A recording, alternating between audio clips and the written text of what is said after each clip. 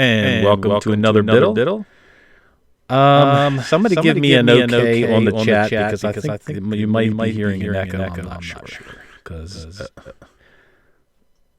OBS is giving me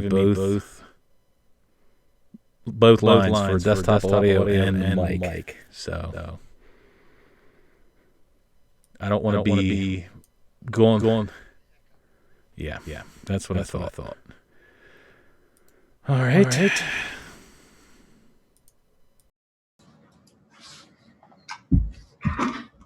Yeah. Okay. So is that better? Tell me if that's better. Anybody? Yeah, it's still echoing. I can't because we'll need a few seconds to catch up. Hang on. I'm not hearing an echo. Okay. Yeah, that's much better. Okay. Yeah, no echo now. Yeah, it's fine. Woo! Okay.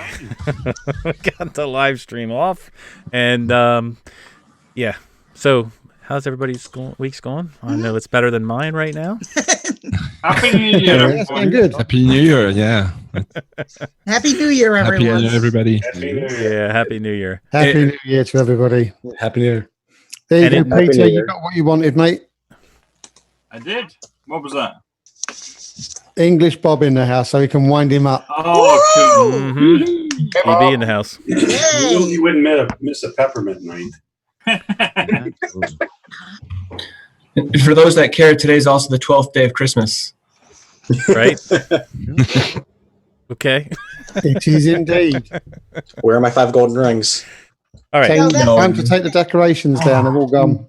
Let's get serious here, okay? Let's get serious.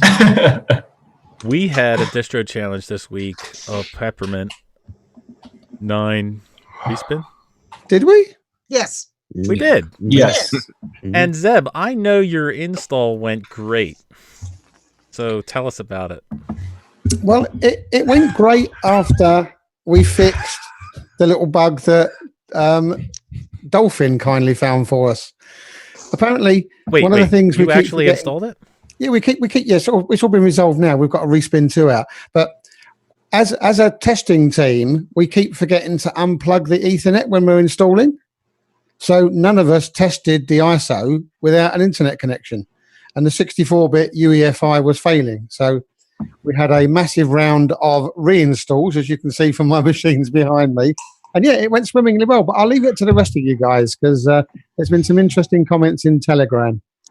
So we'll see what the rest of you guys think, because you know I'm a fanboy. So take it away. Yeah, that's Pete. what I wanted. That's what I wanted to hear. Yeah, no, it's great. I love it. You know me. All right, Barb. Did you get to try it? I didn't get to try it because I got myself a new laptop and Nice. Yeah. 17-inch. Yes, 17-inch HP NV, and I'm very happy with it.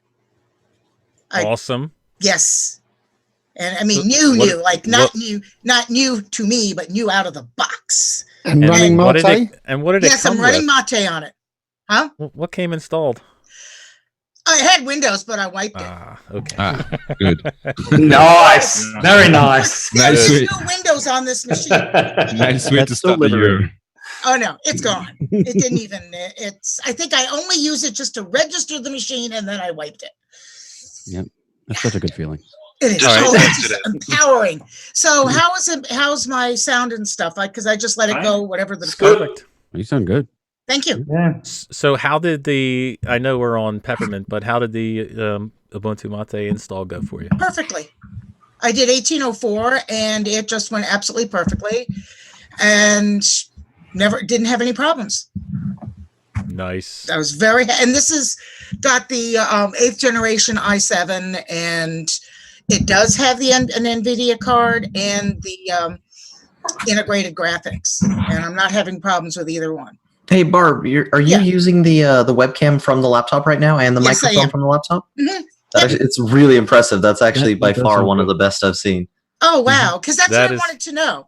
Mm-hmm. So I'm really happy with it. It really is. It's a beautiful machine and it works. And what brand did you say you got again? I got the HP Envy. Okay. Yeah, the only thing I have to do is up the RAM. It came with 12, and I'll up it to 16 when I get around to it. But I can live with 12 for now. Nice. Definitely a great sounding mic for Thank a you. laptop. Yeah, absolutely. So does that allow me to not have even tried the USB version of Peppermint Respin? That's okay. Okay. We'll let you off. Quite all right. Give you a pass on that one. All right, Dan. Just did a you quick try one. it? Did it come? Did it come with a cat furry skin on it? I just had to ask. No, but the cat shed enough already all over it. I threw him off the table, the desk too. It's driving me crazy. Whenever you see the monitor move, it's because he's doing something to it. The screen. Yeah. So I did try Peppermint. I've used it in the past too. I've actually got a machine that sometimes I grab at work. It's a laptop that's got Peppermint on it.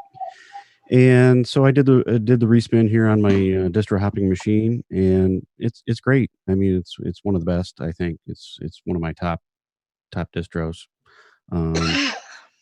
The ice apps are cool. I don't really use those much, but I did play around with it a little bit this week. So I mean, those are kind of handy for some stuff. So, Any issues? Not for the ones I tried, but it's not something I don't know. I'd have to do it probably more on a regular basis in order to train myself to use that, sort of app mentality rather than just going to the browser and typing it all in. But that's just me. So that's a nice touch. It's something that nobody else has got. It just seems to work. It's pretty great. There are a couple of distros out there that have managed to compile it for themselves. There was a very nice Arch one that unfortunately went down, not because of ice, mind you, but no, there are a couple that have implemented it out there. So, yeah, and it's a way of thinking. I personally don't use any ice apps, but I know when we get to English Bob, he uses loads of them. So, well, we can check that out. Cool. So, on to the next one, Explorer. Have you tried Peppermint? Hey guys, I was gonna try it today, but the only USB thumb drive that I had all of a sudden had bad blocks on it, and I couldn't set it up. I wanted to install it on a physical machine instead of a VM, so I didn't have time for that. But I will do the next one for next week. Yeah, no, that's okay. That's all cool. Okay, Dark One. What about yourself? Unfortunately, Zeb, I did not get to fanboy out like with you on this one. I didn't get to install it on a actual machine like I prefer, but I did get around to the live USB. No problems with the live USB, honestly. Yes, I installed it on sane normal hardware. Or I tried it on sane normal hardware, I should say. It's Peppermint. It's got its own flavor, its own vibe. Again, the ice apps are cool. Not really sure how much I personally use them, but like I can see the potential and why people use them that do use them, like our lovely E-Bead in the room. So Peppermint's, I can see why you like it so much. Mm-hmm. Cool. All right, Pete, Mint Spider, you're up. Okay, Zeb. Well, you did a great job as a fanboy weeks ago because I installed Peppermint about 3 weeks or so ago on my testing machine, and then I loved it when we were told it was a challenge. I have a nice little line for you. Peppermint is an amalgamation, but not an abomination. Nice. It's a nice amalgamation of all different desktops for the LX stuff and XFCE, and I've heard that there's more XFCE than it used to be. Is that correct? Yeah. We just found that they worked better than some of the old LX stuff. Yeah, I was reading about that. One thing about now, it's Ubuntu, so installs work fine. I did test both Flatpak and Snaps. They worked fine. Now, this is probably not distro-centric, but I did find I had to reboot to get the Flatpaks and the Snaps into the menu. Is that correct? Yeah, you can do that, or you can just restart the XFCE panel. That apparently works. I've seen a couple of I didn't try that. posts on the forum. One piece of feedback on ICE SSB which is a good concept. I've got a Chromebook, so I'm used to web apps as such. And so it's a great concept. However, the one site that I tried, and this is feedback to you guys, and tell your, who's the main guy again behind Peppermint? Mark Greaves. Yeah. Please tell him. I tried it on YouTube. I thought, okay, it'd be great to have a menu link for YouTube. And so I set that up. And on Firefox natively, when I go to YouTube, I'm signed in. Yet, when I tried it on Ice, I'm not signed in. Yeah, because each session of Ice is its own unique browser. Yeah. So it's starting up a brand new session. So you have to sign in on that Ice version, and then it should stay signed in. Okay, I didn't try signing in. Okay. Yeah. I wasn't sure if that was meant to be correct or not. So No, it doesn't clone what you've currently got. The beauty of Ice is that you can have each session with its own little parameters. So you can have some that do have extension and others that don't. But it literally starts off. Great. I'm doing what I try to do normally every week. I'm actually broadcasting to you from Peppermint. So cool. And that's my report. Thank you very much. Had a coughing fit there, Zeb. Thank you for picking that up. we saw you struggling there, so I thought I better carry on. Anyway, there may be more coming, so just so you know. Get yourself a nice drink as well. Right. Yannick. Yes.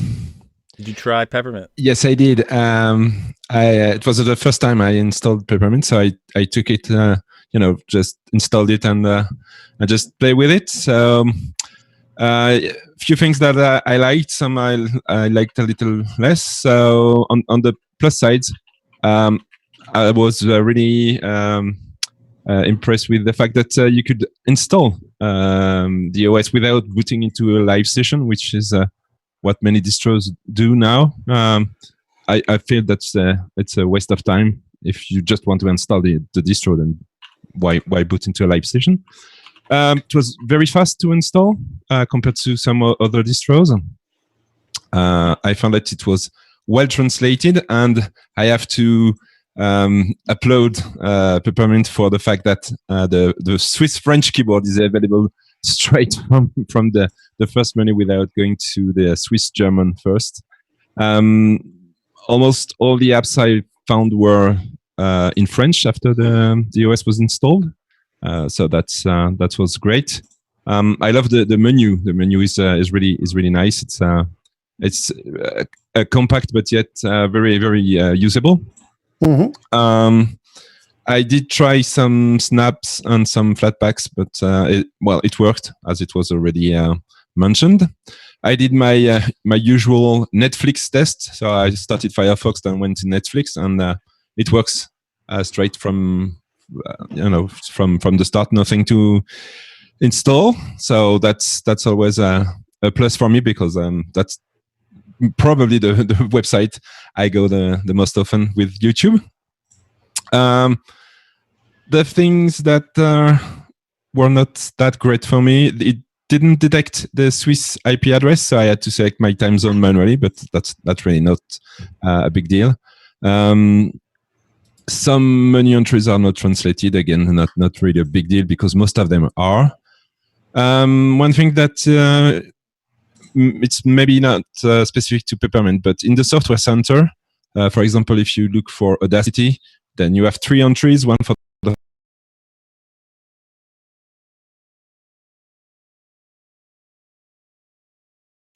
you have to go inside the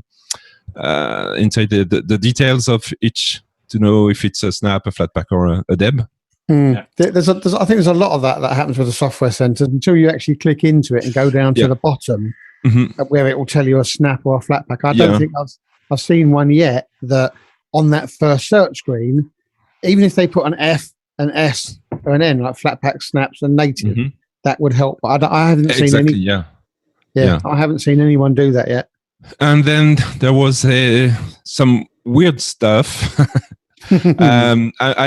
I'm a developer, so I always look for dev tools, and they were installed the Build Essential package, the new compiler, but there's no editor. There's not even Vim installed.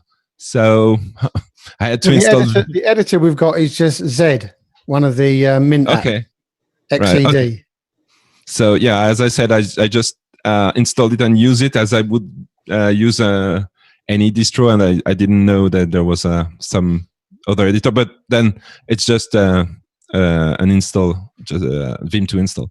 And then I was that's one of the major criticisms that we get. We don't pre-package any software. We give you just enough to get started, because there's always the argument: do you use Vim? Do you use Vi? Do you use Nano? Do you use Geany? Do you use? So if we install 7 of them, you'd be moaning that you had to uninstall 6 of them. So we just keep it that it's the user who chooses what software they need. And then I was surprised to see Office 365 online instead of LibreOffice, but then it's consistent with the not installing software and letting the user. That's just the Peppermint philosophy, because not everybody wants LibreOffice. They might want the what was that Chinese one that they started hanging out?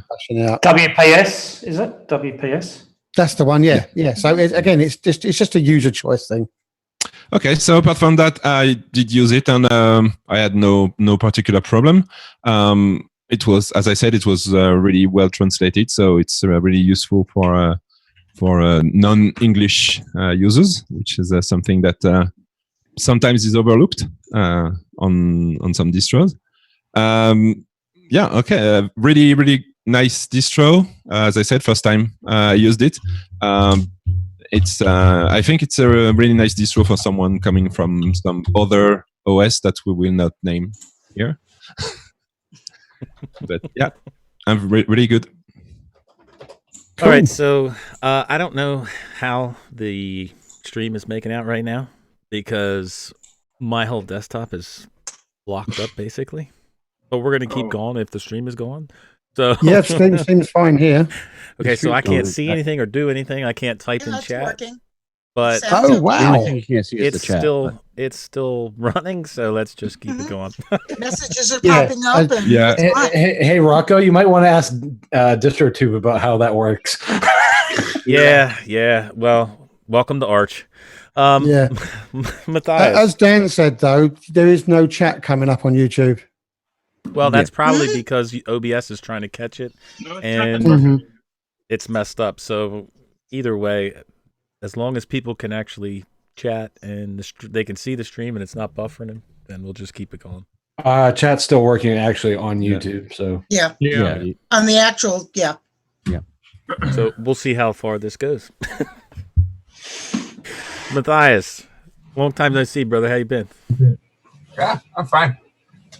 But right. Streaming in the middle of the night, so. Well, yeah, I know. I appreciate all you guys that are, especially Zeb and you guys over the across the pond there, because I know it's late for you guys. Alan was talking. Popey's not here tonight. He was talking about how he actually liked to get some sleep tonight, and but that's again, crazy. Like I told him, you guys bring so much to the table, so much to the conversation that. It's awesome that you show up, so I appreciate it. Yeah, but ask yourself the question, Barcelona or Big Daddy Linux Live? Because that's where he is. He's in Barcelona. Oh, they both start with a B. There you go. Barcelona Linux Live. Right. There you go. Yeah, we won't even get into the name Big Daddy Linux Live right now, because that was another Telegram chat. Matthias, did you get to try out Peppermint? Yeah, no, I haven't, but I was thinking about it. It looks nice. Okay. So maybe I install it for my daughter. You're back. Dave? And look at yep, I've got it, and it will stay on one of my drives.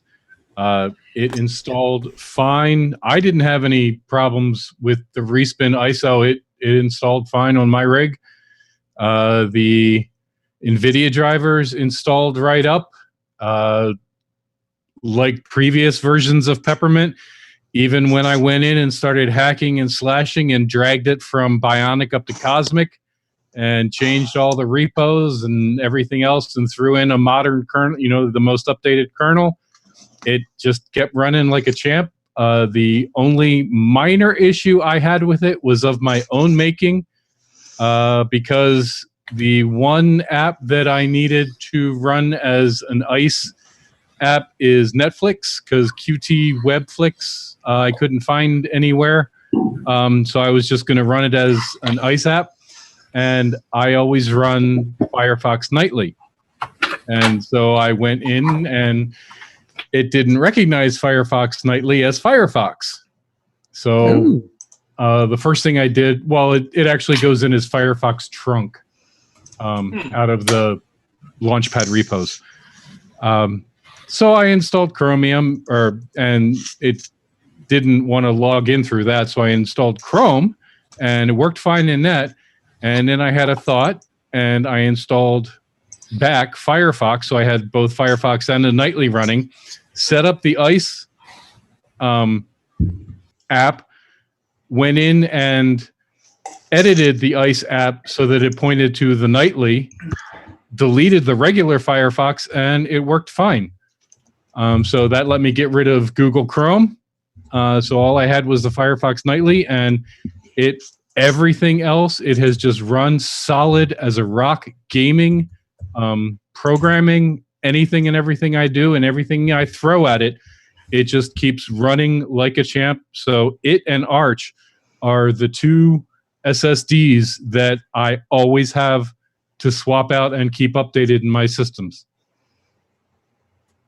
Nice. So thank you. Very nice.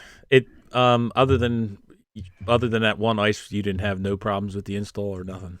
No, not a one.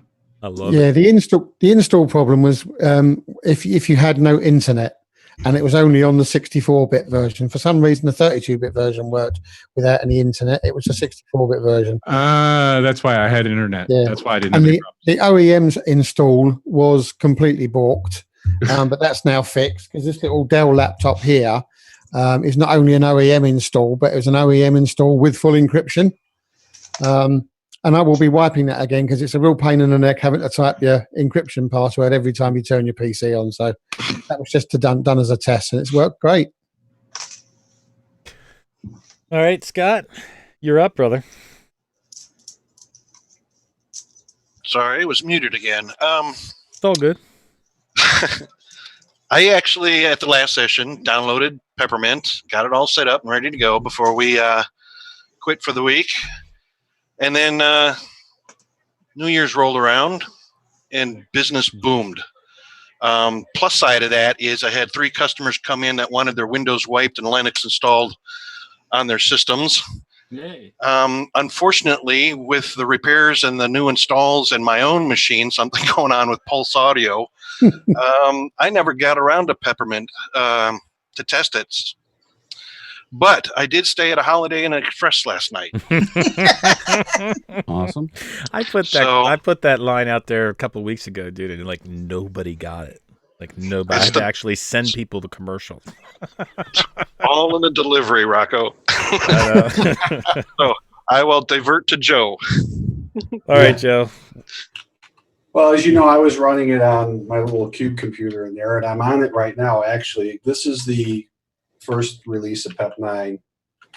I did have a problem with this for whatever reason. It just out of the blue seemed like it was giving me issues where it wouldn't boot. I don't run it often enough normally, I think, and I wound up going to the 420 kernel in here. I was on 419.4.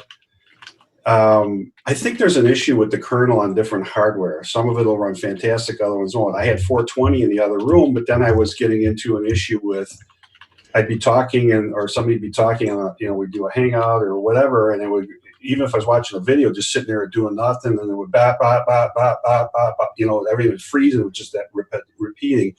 So I finally wondered if it wasn't the kernel. So at that machine, I wish I could be on that tonight, but again, the room is kind of messy, so I don't want you to see that. So anyway, that's a S-Rock Mini.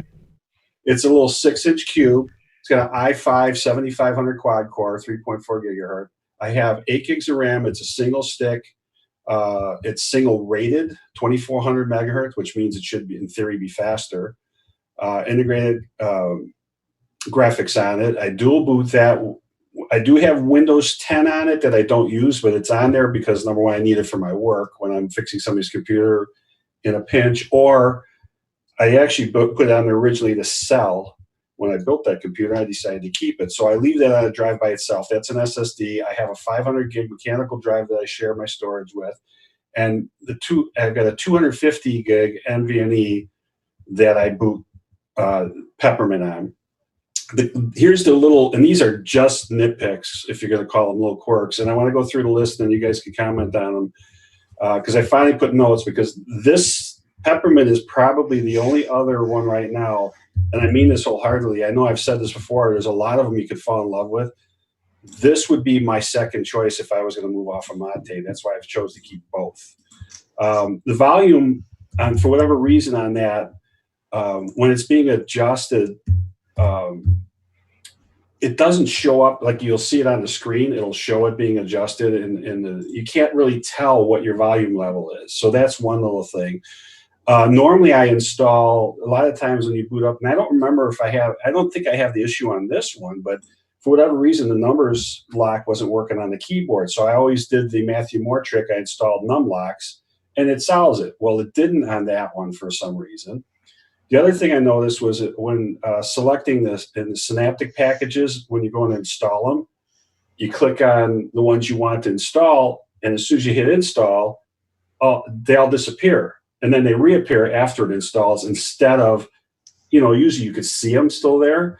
The other thing too is when you're clicking on the packages, the entire line highlights in green and the fonts are white, so you can't really read unless you click on those lines to see what it is you're installing. At least this is all on that particular machine, so I don't know. I want to install it on this machine too and see if it acts the same way. But again, this is the list I ran down on that particular machine. The other thing that seems to happen after a while is you get that privileges error, the one that starts with the W : whatever, and it tells you that couldn't get the privileges yet the program still installs. It's just that seems to be a common error on quite a few distros from time to time. The other thing is the taskbar icons are a little inconsistent. When you go to size them up, the sound and a couple of the icons on the right side, they get super huge. For some reason, they get not super huge, but they get bigger compared to the other ones. As you gradually go up, it's always the sound one that tends to go up much larger. The other thing, this is just a wish list thing because I know MX has it, is it would be nice if they had Bluetooth support for iPhone where you can import your files from your iPhone. It only recognizes it as an audio type file. And then the last couple of things are, let me see, Software Center has a mix of, like you guys were just talking about, flat packs and native same software list that is never updated. It's like the native software, if you want to load it on your system instead of using a flat pack or a snap, everything else keeps saying it's just never been updated, which kind of gets a little concerning. Is it really never updated or not, or is it just a Software Center? And then the wired mouse, I've noticed when I'm clicking on things, and it's even on both machines, where sometimes I'll click on it and it'll click and disappear. So I got to do it 2 or 3 times to get it to click. So I'm not sure what all these things are causing it. Now, obviously from the pro side, I love this. Again, these are just little nitpicks. It's not something that would ever stop me from using it. But I noticed between 8 and 9, these highlighting like the packages and stuff, those are new. It's crisp, it's clean, it's super fast boot up. Now, I go through a grub because it's got a multi-boot menu, and I still boot in under 7 seconds with this thing. It's crazy how fast it boots. And it literally runs, it screams, it runs great. I love that it is very customizable. I don't know if it's still quite as customizable as Mate, and it may very well be, but to me, it's not as, in my opinion, user-friendly for how you can update things. But I do think it's fantastic for the again, it could be, now that I'm spending more time on it, I'll start learning even more about it. Yes. Initializing like your desktop icons on to have them show up. Like I like to have a couple of things on there. You got to go into the deconf editor to turn on for the whatever you want showing up in there, instead of just being able to click and go into the control center like on Mate and say, yeah, I want this or I don't. Adjusting the font sizes, that's another thing that seems like you got to search for different things. It works, fairly well with Chirodoc. I was having issues there on Mate, and then I discovered some things with that. So that could possibly be user error on my end, but it does work great with that dock now. It works fantastic. I like that better than the second panel. It's still my second favor, but it is definitely nipping Mate as number one. Side notes, real quick, there's only two. When I ran on my test laptop, it was fantastic with the touchscreen too. So that works fantastic. I remember that. And I do agree with the idea of choosing your own software, but from a new user standpoint, if we were doing an OEM install, I know you could kind of set these things up and then package it. I still think that if I was like, I'm going to send an ISO to somebody and say, here, you might want to load this up, they might not like the WPS or whatever you have in there. I think LibreOffice and GIMP are at least the very two packages that should be in there from out of the box, because if you want people using something that's going to give them like the Microsoft experience, I think that's important to have in there. Those are the only other two things. It doesn't affect at all, it seems like, the way it runs. I didn't make a note on it, but I think my speeds were, when I first booted it up on there, it was in the like 450s megabyte for use for everything it was running. By the time I packed it full with everything I was doing, it was only like 550 something for megabytes at idle. So it's a really great running distro, and I love it. Sorry, I tried to speed through this so I didn't take up too much time, but sorry, those are the things I would like to talk about. All right, Thomas, you're up, brother. Okay. Sorry if my audio is a little bit staticky because my internet is deciding whether or not to work today or not. Sounds okay right now. Okay. So I didn't get to try Peppermint OS or Peppermint very much, but I did get to try it a little bit. Overall, I did like it. Me using XFCE nowadays, Peppermint then just feels more at home for me, so I know how the whole thing works. The ice thing, I didn't really understand what it was, but that was probably because I didn't fiddle around with it too much. Seeing the 360 Office in there, if I had known that was in there like half a year ago, then I would be loving life right now, because I took a class half a year ago or so and I had to run a Windows VM so I could have Microsoft Office. So if I could have completely avoided that and just used Peppermint, that would have been amazing. Beyond that, I mean, it's looked a lot like Linux Mint to me, just using XFCE. So didn't get to dig too much, but I like it. Just so you know, you can run Office 365 just straight off the web without ice. Mm-hmm. Yeah. I've done that. I just no problem. I wasn't aware of it. Yeah. I just hadn't messed with it very much. So yeah. The only problem I had with Peppermint is it had double click by default. Some people, I don't know. Chicken. Is that how it should be? No, it's not. Yeah, single click is way more efficient. I'm gonna go ahead and talk to you guys about single click versus double click. Let's not.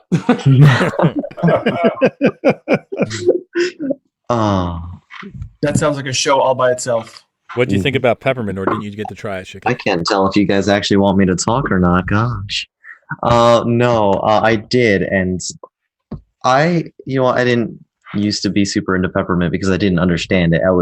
I looked at it and I was like, well, this isn't interesting. And then I actually used it and I was like, well, this actually works really well. And I felt like an idiot, but it's really stable. It's really smooth. I really like the ICE SSB. Like, I know that isn't the only thing it can do, but it's such a nice thing to have, and it's so perfectly done. I've never had any problems with it, and I'm so happy with it. And I bet Zeb's pretty happy right now, me just admitting that it's really great, but the install was flawless. I like the Peppermint Control Center. It's gotten a lot better since the first time I used it. I think it was Peppermint 7. It doesn't feel like they're trying to like connect different things so much anymore. It all feels like it's all part of the same flow, depending on what settings you're tweaking. It's all coming together really nicely. And I was actually going to ask Joe, you mentioned something about the kernel version you were using. Did you upgrade to 420? I did. Okay. Did you have any of the issues before upgrading to 420, or was it only on 420? No, well, I'm thinking like this one was 419.4, and I kind of had issues with that happening too. And then when it stopped booting, I don't know what happened to it there. It just, for whatever reason, was giving me, an error. So then I did a restore to the I had 420 loaded in here, but I didn't have it running. And I restored it to that, and here I am. It's fine. Okay. Yet the other one, it doesn't like it. It seems like it's just, Yeah, I was really curious about the 420 kernel because it's really weird that 420 is the latest version that's available in mainline. There's not any point releases of it or anything, and it's been out for a while. So I'm not sure if that means it's doing really well or it's really hard to fix. So I'm kind of confused on that. But it was 419 had a bunch of releases. Yeah, I think they're up to like. Oh gosh, hold on. I can actually check this right now. Was it 8 or 9 or something? I think it's like 13 now. Yeah, 419, 13. Yeah, it's pretty high. Yeah. Okay. But the good thing is it's kind of hard to ship with the newer kernel out of the box and the base system you're using sometimes, because then now you have to support newer kernel configurations. So I don't really blame Peppermint for shipping with what they get from Ubuntu, which is 4.15, I believe. Mm-hmm.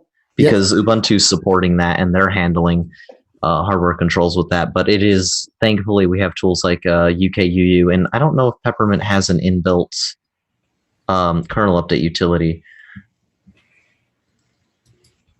It doesn't have an inbuilt one, but it comes with Tony George's PPAs pre-installed. And unfortunately, with the news that he's now leaving Floss and going to go private, but Floss, I don't know how that works, but he's only going to sell his products from now on. He's not going to give them out free and wait for Patreons to come in. So I'll have to have a chat with Mark about what we're going to do with that. The other thing to bear in mind, Chicken, is do you have any grasp of how much damage a user can do to a system with UKUU? Oh, tons, unfortunately. Yeah, unfortunately, if you make one wrong move, you can pretty much fork your entire system. Unless you're running Peppermint, because that thing seems to survive anything I do with it on UKUU.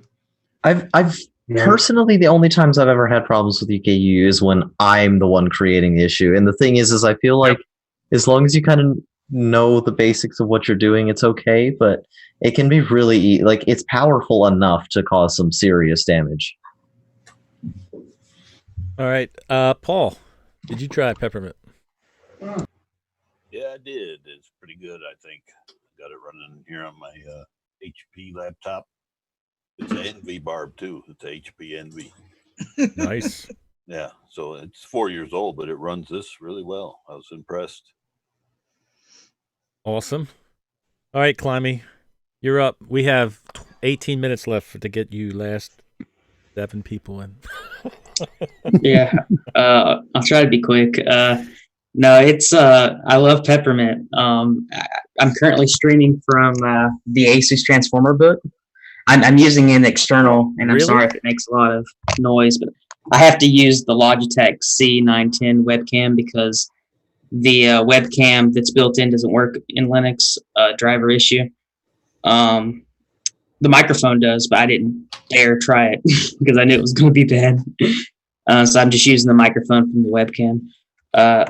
But yeah, so currently I've got the Zoom client running, I've got the Peppermint Control Center running, and I've got HTOP, and it's reporting right now 845 megabytes of memory out of the 1.83 gigs available because it's got the shared Intel video memory. But the only thing I don't like about the Peppermint settings by default is I'm not a real big fan of the inactive window opacity, especially because if you have a multi-monitor system and you have things up on one monitor and then you're doing things on the other, and then you've got like a transparent window on that said monitor because your active window sets something. Yeah, so I just set the opacity to 100, same as the regular windows. But as far as moving and resizing, that being a little transparent, that's perfectly fine for me. But yeah, I would have to say that Peppermint is probably my favorite Ubuntu-based distro. Everything's just solid and it works. And for this Asus Transformer book, as far as it's concerned, it's my go-to Linux distro, so it's excellent. Wow, them some strong words. Nate, I know you got some positive vibes for Peppermint. I do, and I threw in the chat the link to my article I wrote concerning my experience with Peppermint. So I'm just going to go real quick since a lot of things were already covered that are great about Peppermint, and I just want to emphasize actually the theme of Peppermint. I right from the installer, the theme was pretty much exactly like I like. It looks real nice. It's very pleasant on the eyes. I feel like whoever did the theme for Peppermint, it's like they understood me, like they got me and my struggles when it comes to screens. And so it was like someone who I don't even know reached out and gave me a hug and said, "It's okay, buddy. Yeah, here you go." I also appreciate that right from the beginning, I know which was already covered, that you can install it right to the drive. I didn't have to go through a live CD version of it. I really like the menu in Peppermint. The fact that they have right there, they have your favorites, if you have any favorites, and they also have like your recently used applications, so you can very quickly go and look at that. The settings panel, I really appreciated the control panel. Maybe it's because I come from that Windows background. I like having a control panel, which is why I like OpenSUSE and YAST. I like that setup. So I appreciate that. And I know, Zeb, you didn't want me to really cover this, but I really like. Oh, you just died, Nate. And there's nothing wrong with ice. Hey, you didn't want him to cover it, right? It's a really cool. Yeah. No, you need to say that again, mate, because you completely froze. And you're perfectly okay talking about ice, but just we are not a cloud-centric OS. Just don't say those words. Okay. All right. We're not cloud-centric, but I really liked ice. I really appreciated it. That was a really neat tool. I played with it quite a bit just because I was so enamored with it. And it actually worked great with Netflix. I did that. That was kind of one of the first ones I could think of because I did. It was really a great experience. So now I could. He's lacking. Yeah, you're dying again. I see a lot of application change. I'm sorry. Did I freeze up again? Yeah, you're cutting in and out so bad. Oh, it's okay. Peppermint's good. There you go. I've posted your link in YouTube as well, so people can go and have a read of what you think about it. That's great. Well, Steve, I know that Peppermint is your favorite as well, right? Yes, it is. I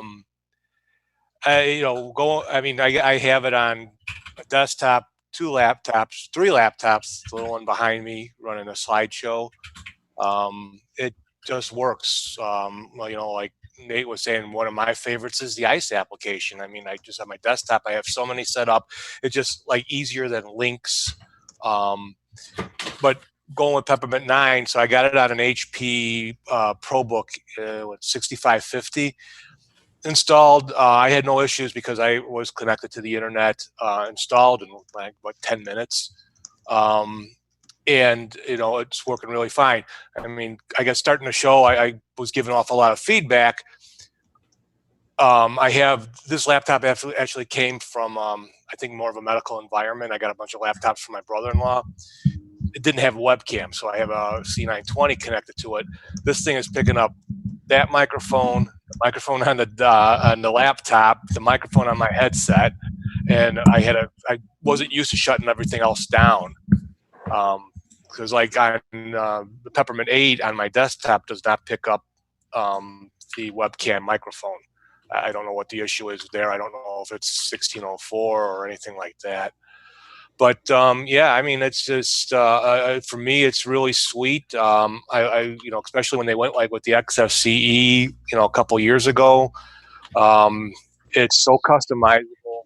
I like that I get the choice of what I want to put on there. I think we sometimes put way too much on some of our distributions.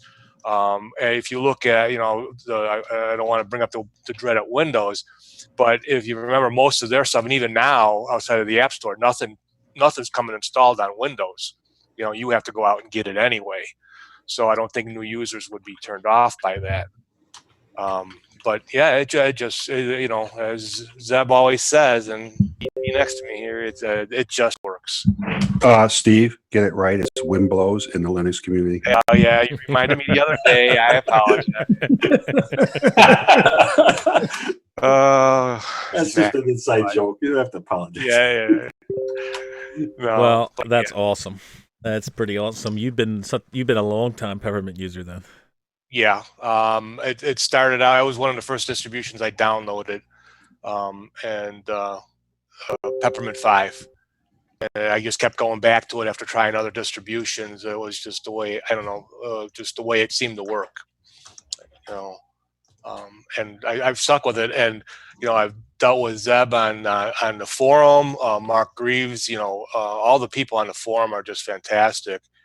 I think EB did a thing the other day about like the between Peppermint and MX18 and the closeness of the developers, the way the guys that are working on it, how helpful and everything they are, really makes a difference on the distribution, at least for me.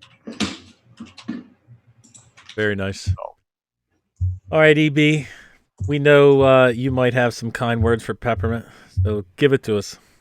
Okay, I'd like to do this in reverse, and do forgive me because I'm really pushed for time here. I've got to go and pick 8 young, beautiful Chinese girls up from Gatwick and Heathrow Airport, providing nobody's faffing around with drones this morning. It should be straightforward.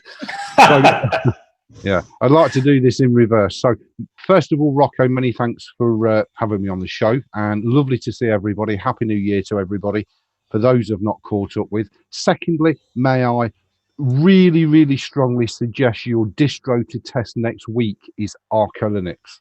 Built and based off Arch, I think it would be a popular choice with many installation options. Okay, last but not least, Peppermint. Peppermint is my distro, end of. Here's the thing with Peppermint, right? Let the Peppermint team do all the hard work. Install it, run it, put your software on it, and leave it the heck alone. And it will run day in, day out. If you're an Arch user, a Slack user, a Gen 2 user, a Linux from scratch user, don't go anywhere near Peppermint. That's not what Peppermint's designed for, in my opinion. It's designed to be thrown on your PC, have you abuse it day in, day out, and it'll still be there when your motherboard's soldered joints finally dry out. It's amazing. What more is there to say? And if anybody does badmouth Peppermint, I do have your addresses. I'll be around in about half an hour.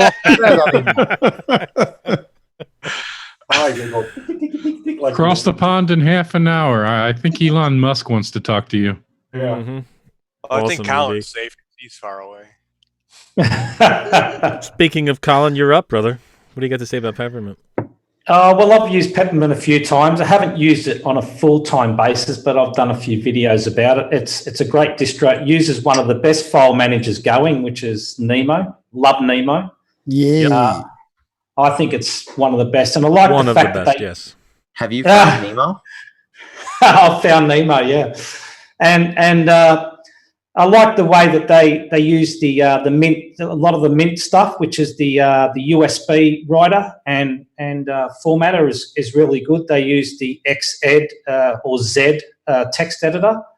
They're not using the Mint document viewer, so that's the GNOME one. And they really put it together really well. And they are adding. It's good to see them adding to the Peppermint settings panel. They've been adding a few things, and I think the two main ones were accessibility under system, I think it is, and also under tweaks they added the enable and disable neo fetch, which is quite a nice little touch there as well. So, and they're utilising that little Peppermint settings panel quite nicely. So, and a couple other things is they use the GNOME Software Center to introduce snaps by default in that, and they also got the Mint Software Center as well, which provides the Flatpak. So you've just about got everything going on Mint, and like Zeb said, it comes with minimal applications installed, and you make it as you see it, and just install the apps that you use. Nothing else gets in your way. So I think top points to Peppermint. It's a really great little distro. Awesome. What other? Did you have any issues with it? Me? No, I don't. No, I've never had. I mean, I've installed it and I've run it, but not sort of like more than a month probably, but never ever do I have issues with Peppermint at all. Never. It just runs. And just remember the slogan, Rocco: Peppermint, easier than trying to get Ryan, Michael Tux Digital, and Simon Quigley on a weekly show. Right? Yeah. Yep. Nice. All right, James. I know you're not like a big distro hopper, but did you get to try Peppermint at all? I didn't, but I missed you guys so much. I decided I'd be on the show tonight and tell you I did test one distro.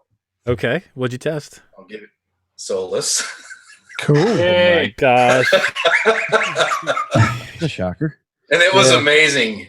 In fact, I'm running it right now. It's the best thing I've ever used. Right? High five. That's a shock that would come from you. Wow. Thanks ever so much, KZ6. Moving on. Anyways, whatever. Happy New Year, you guys. Happy New Year, James. Happy New 50 Year. Cent. Good to see you, 50 Cent. All right, Ali, you are up, sir. Did you try Peppermint? No, I didn't. I've only been home a couple of days, and so I didn't have time to try it out. I've been rather busy.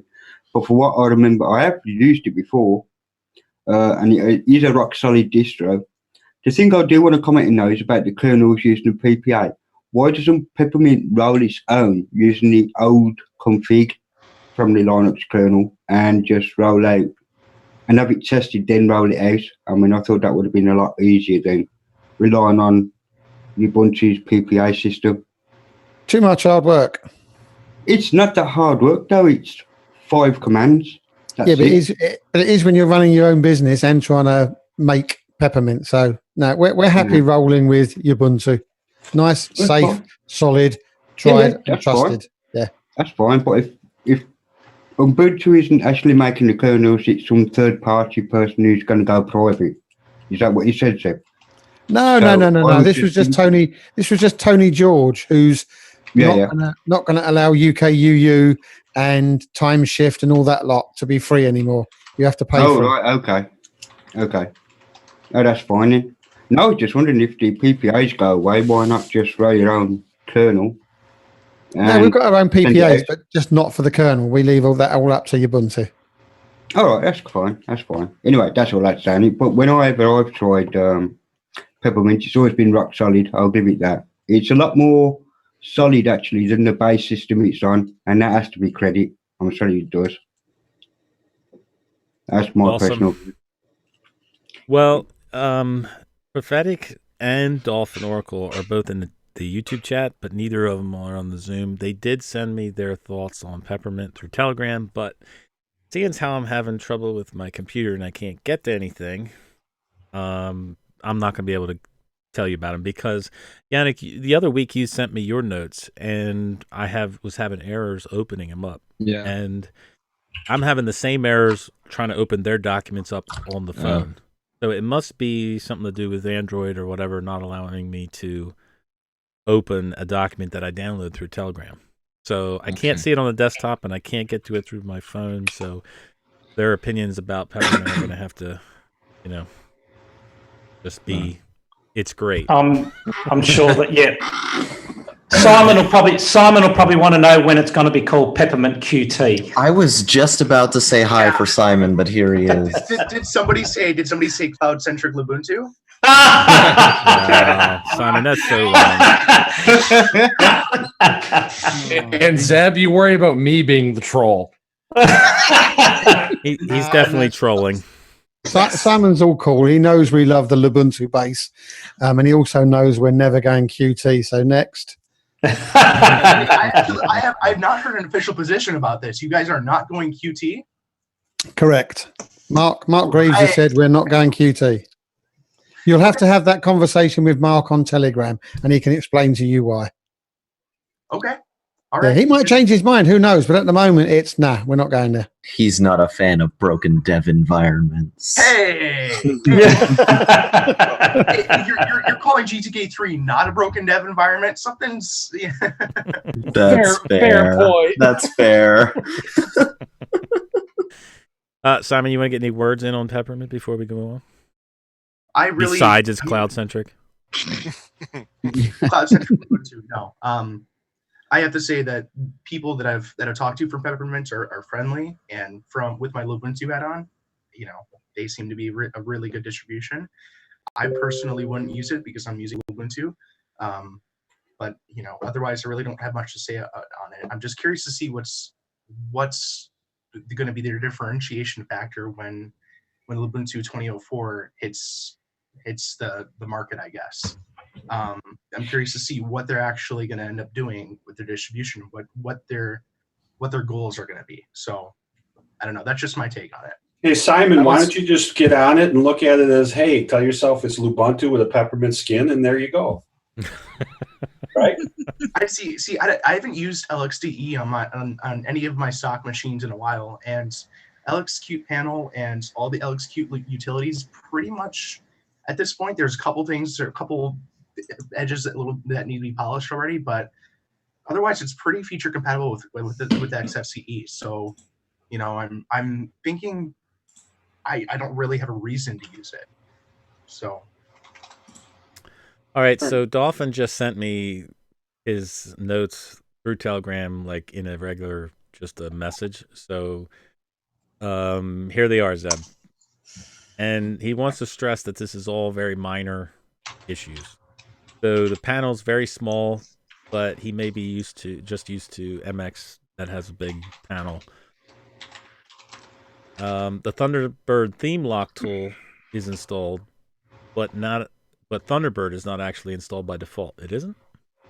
No, it's not. Okay, so I guess he's wondering why the theme lock's installed, but Thunderbird isn't next. Email is not under Internet, but Office. I guess he means in the Whisker menu. There's no 32-bit UEFI boot even live. So, and a couple more. I won't go through them all. I can post them in Telegram for the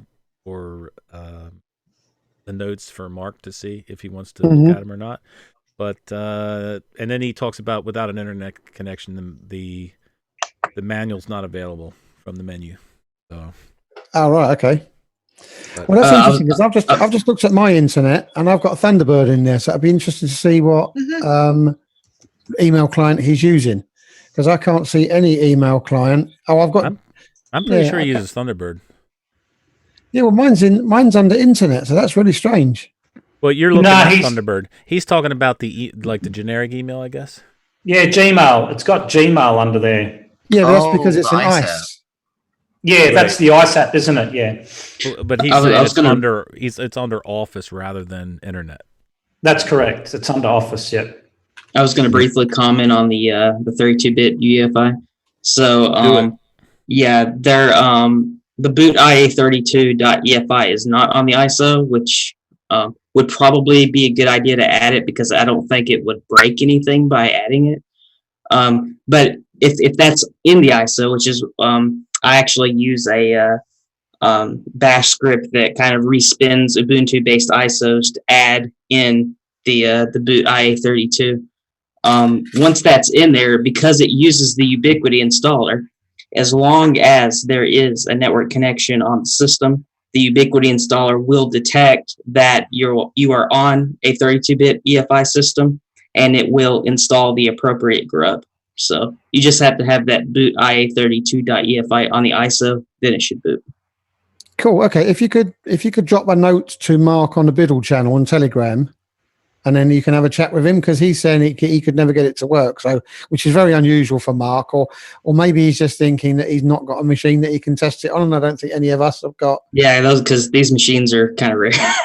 Yeah. But if you can let him know it's as simple as what you said, then I'm sure that he can look to include it in later versions. But it's better if you chat to him about it, because then you can go into the technical details rather than he said, she said, they said, and then the next minute he's, what are you talking about, Zeb?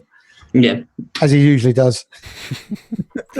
Well, the one thing I wanted to add about Dolphin's notes here is he talks about an internet connection on the UFI install was not possible, and he said Mark was super about fixing this, and he also said he enjoyed talking with Mark about the UFI installer issues, and I think that's awesome that you have developers from both projects talking to each other and working out things. That's like what makes the community, man. Yeah, I'd just like to say though, Rocco, to be fair, both Mark Greaves and Run with the Dolphins are absolute beacons in the world of Linux. They are two of the most user-focused developers, parts of distro teams, whatever you want to call them, I've ever come across. And I genuinely cannot find enough superlatives to throw at both of them. The only comment I would like to say is Run with the Dolphin. Frankenstein. Really? It's funny you should say that, because Mark Greaves actually liked that statement. He thought it rang quite true. Yeah, well, I hope you heard my response calling MX Linux the Igor of distributions, you know, with the big bug eyes. I do want to, I know we're 5 minutes over on Peppermint, but Prophetic sent me his as well through plain text. And his thoughts on Peppermint are the default theming touches with the traditional layout with cool effects, which can really impress new users. Hardware 32-bit HP Mini 110, he says. The fact he can play Tux Card is awesome. I don't know. Not a fan of throwing GNOME Software Center. Plus the others, though. So that was his one downside to Peppermint. I don't think that's a big downside, but overall, I think Peppermint got some glowing reports tonight, Zeb. It certainly did, and that's really pleasing to see that a lot of people get what it's about. I understand it's not for everybody, and you're always going to have the naysayers, but for me, it really works. And a long-time Biddle guy, I just want to give a huge big shout out to Carl Schneider, because he's the guy who provided that background you can see on my 4 monitors behind me. Yep. And it was based upon that artwork that Mark then built the rest of the Peppermint theme. So Cubicle Nate, you can actually thank Carl Schneider for that, because he took that image that he produced and then decided to, from the ground up, with the installer image, the bootloader image, and everything else, to make it compatible with that image. So big shout out to Carl Schneider. Thanks very much. That's a fantastic wallpaper. Yeah, thanks, Carl, and an e-hug for you. Carl is the man. I'm sorry. And it's not just Peppermint.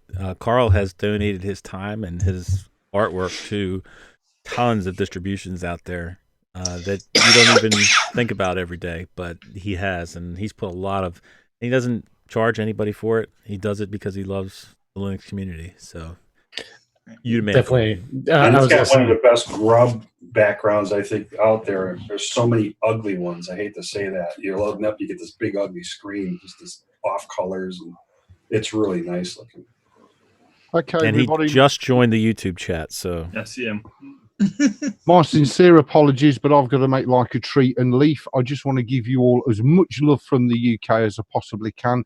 Do watch out for low-flying drones, especially if they're driven by MX Linux. Just a thought. Have a terrific evening. Much love to you all, and thanks for taking a look at what, in my opinion, is the best distro on the planet, bar none, the Peppermint. Cheers, everybody. Take care. See you later, EB. Stay See you later, EB. Yeah, All right, so that's our Peppermint distro challenge for the week. We have to pick a distro challenge for next week. Well, if we're gonna go with English Bob's, it's gonna be Arco. Well, I think we already did Arco. I know Yeah, we I did. thought we did a while ago. Yeah, it was a few weeks back, and it was. Yeah, and that would make a bit of a mess for next week because there's probably about 42 different derivatives that you could install of Arco. Yeah. Well, I would like to suggest because even though it's a mainline distro, it's something that we haven't done yet, which is Linux Mint 19.1. I was just going to say that, Rocco. I mean, it came out. I mean, it came out, and we didn't actually do anything on it, so because it was behind. Peppermint and what did we do the week before? MX. So we had made promises to do MX and Peppermint, so we should try Linux Mint, I think. What do you think? And I think with the changes Mint did, I think it's worth giving it a look myself. Cinnamon's really well polished in this update. Yeah. Yep, it is. I think that's the easiest one for me. I've had it installed for about 5 months. Does anybody have any other suggestions? Well, I already know I can't. Version though. You can use whatever version you want. Yeah, because for me, Cinnamon 4 or 4.01, whatever it is, has got some really bad screen glitches. I'll grab a screen off of one monitor, drop it over to the other one, and it just disappears. Oh. I can then click on the title bar and it comes back again. It's really bizarre. So again, Alex? It rolls up. Or you have it doesn't roll up. No, it doesn't go to a title bar. It completely disappears from the screen. Completely? Oh, okay. Yeah. But it's there in the background, so it's something to do with the desktop freshening itself. Well, I will say I will say as a Linux Mint user for quite a couple of years, the Cinnamon desktop is the worst in as far as development goes. It's the heaviest on the system. The Mate desktop is in the middle, and the XFCE is probably the best stable version of the desktop environments. So we might also want to choose which one of the DEs we're going to go with as far as Linux Mint goes. As per usual, anyone you want. Yeah, I think we have enough people here that they can just pick what they want, except they can't pick KDE because they don't have it anymore. Yep. But Cinnamon, Mate, XFCE, whichever one you want to do, because like I said, there's plenty of people here that'll talk about all of them. So i3. That's not a choice, Dave. Glue i3. Is that a challenge? That's a challenge. So there you go, Barbara. That's something you can get hold of. Linux Mint Mate. Yes, I was looking at that. Yep. Yeah. And you can let us know what you think about the differences between that and Ubuntu Mate are. Yeah, I actually like to do that because I know Ubuntu Mate really, really well. It's nice to see how, what differences there are based on the different distro. The differences in Mate. Yep. Mm-hmm. All right, so that'll be the challenge for next week, unless anybody else has anything different. I just like to point out, for the record, that Elementary OS is really awesome. Whatever, dude. Whatever. I do think that should be on the docket. I need an excuse to try that one. I remember Elementary hurting my legs last time. Yeah. Oh. Next time it comes around. Oh. Which leads me to the thing here that Prophetic actually did an awesome job last week of writing down everybody's predictions, documenting it, and then sending it to me. And I have it for safekeeping for next year as what do you call bribe money? Whatever. For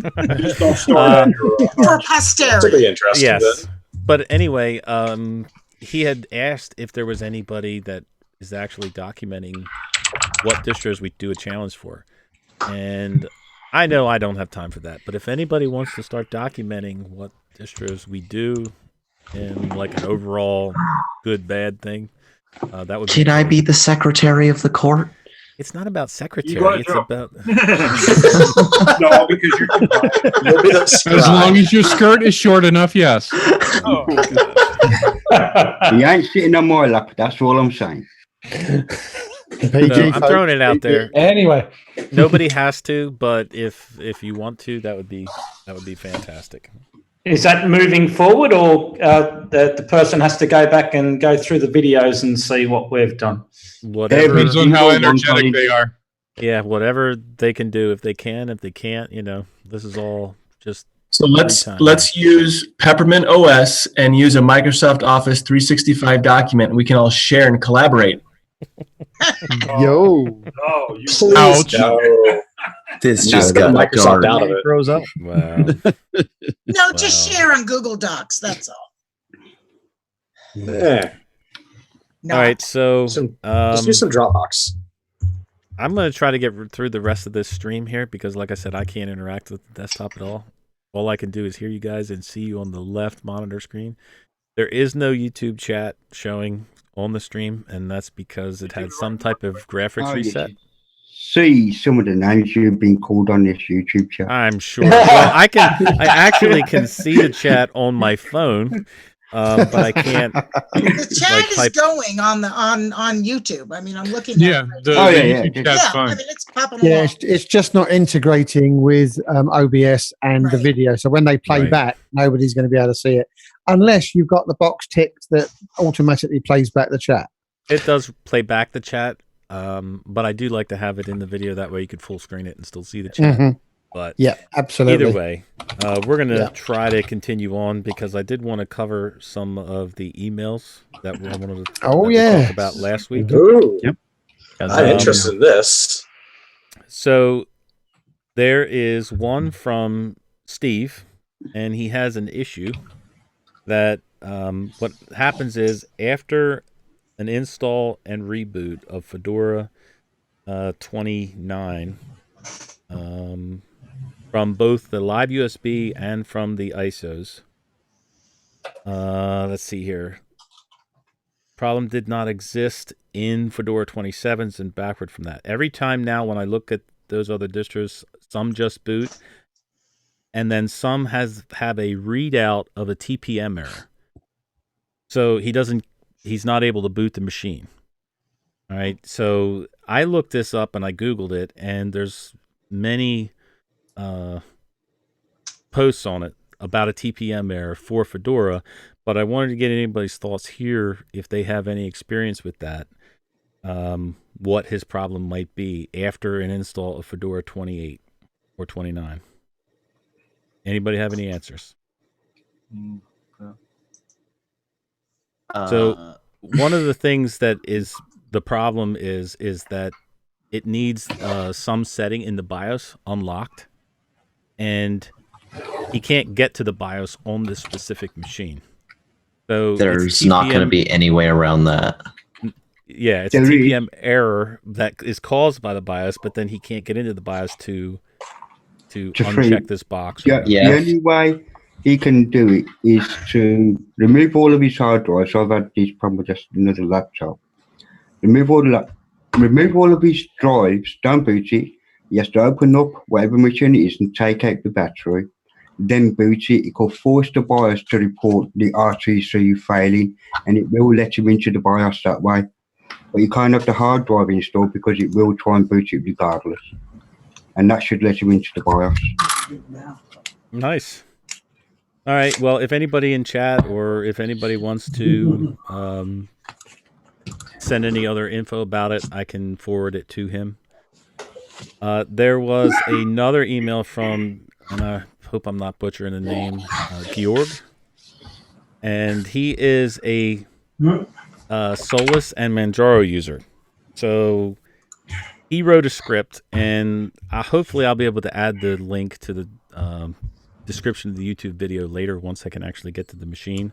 But he wrote a script that updates the system, checks for installed third-party software updates if the user has chosen yes, gives the user an overview about the installed version, about the online version of a third-party app, Cleans the system after that and updates snaps and Flatpaks if they are installed. At the end of the update process, it will ask if the user wants to install third-party software and provide a UI with currently 8 apps to choose from, if chosen, yes. So this was all based on when we did the distro challenge for Solus and Chicken. You remember the third-party software fiasco we Yeah, that was fun. You were right. So, long story short, he wrote a script, and I don't suggest that you take anybody's scripts from the internet and just try them, but you can download it and you can look at the code and make sure that it's copacetic, and then run it. What do you, James? Are you still here, James? What do you think about that? You're the Solus user. You're muted though. You're muted. I've been yeah, I think that I'd like to take a look at it. So I have a script that's similar to that. I don't. It's not as fancy as that. It's pretty straightforward, but yeah. Well, remind me later in Telegram, and I will send you the link for the script. Yeah. Okay. And you can check it out. And like Rocco said, I would suggest that if you don't understand scripting language, just don't run it because you have no idea what's in it. Yeah. I mean, like I said, I'm not suggesting you just download any script and start running it. Always check the code before you run it. Always check the code. I tried to make a backup script the other day, and I don't understand how nesting if commands works. And so I thought it was a good idea to play with something as dangerous as like chown with like home folders and stuff. Inside of That sounds like something I would do. It seems like it would work if you just look at it, but no, it does not. It does not work at all. Gideon tried to get me to run a command once, and I didn't know what it was. And knowing Gideon, I just immediately asked him. Oh yeah, I immediately asked him, "What is this supposed to do?" And he wouldn't tell me. So I looked at what the actual code was supposed to, like, what it was. It was a fork bomb. Oh, yeah. Thankfully, he wasn't destroying my computer or anything. But all right, and the last email comes from Jimmy. From you guys have seen Tuck Stop in here a couple times. He sent an email in saying that he was listening to Biddle and Destination Linux, and he said that Zeb, you may need a little push to try Arch.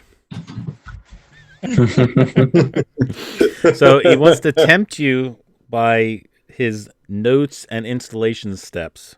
So he sent me a thing that says this is a combination of ArchWiki, Midfinger YouTube videos, and possibly other websites. As I was trying to figure out the process, it is long to ensure one has a working desktop when completed.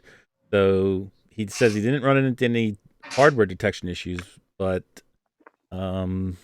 he's got specific instructions on Arch install. So if you're interested, Zeb, send it over. Yeah, send it over. And send it over so I can go right in the trash can.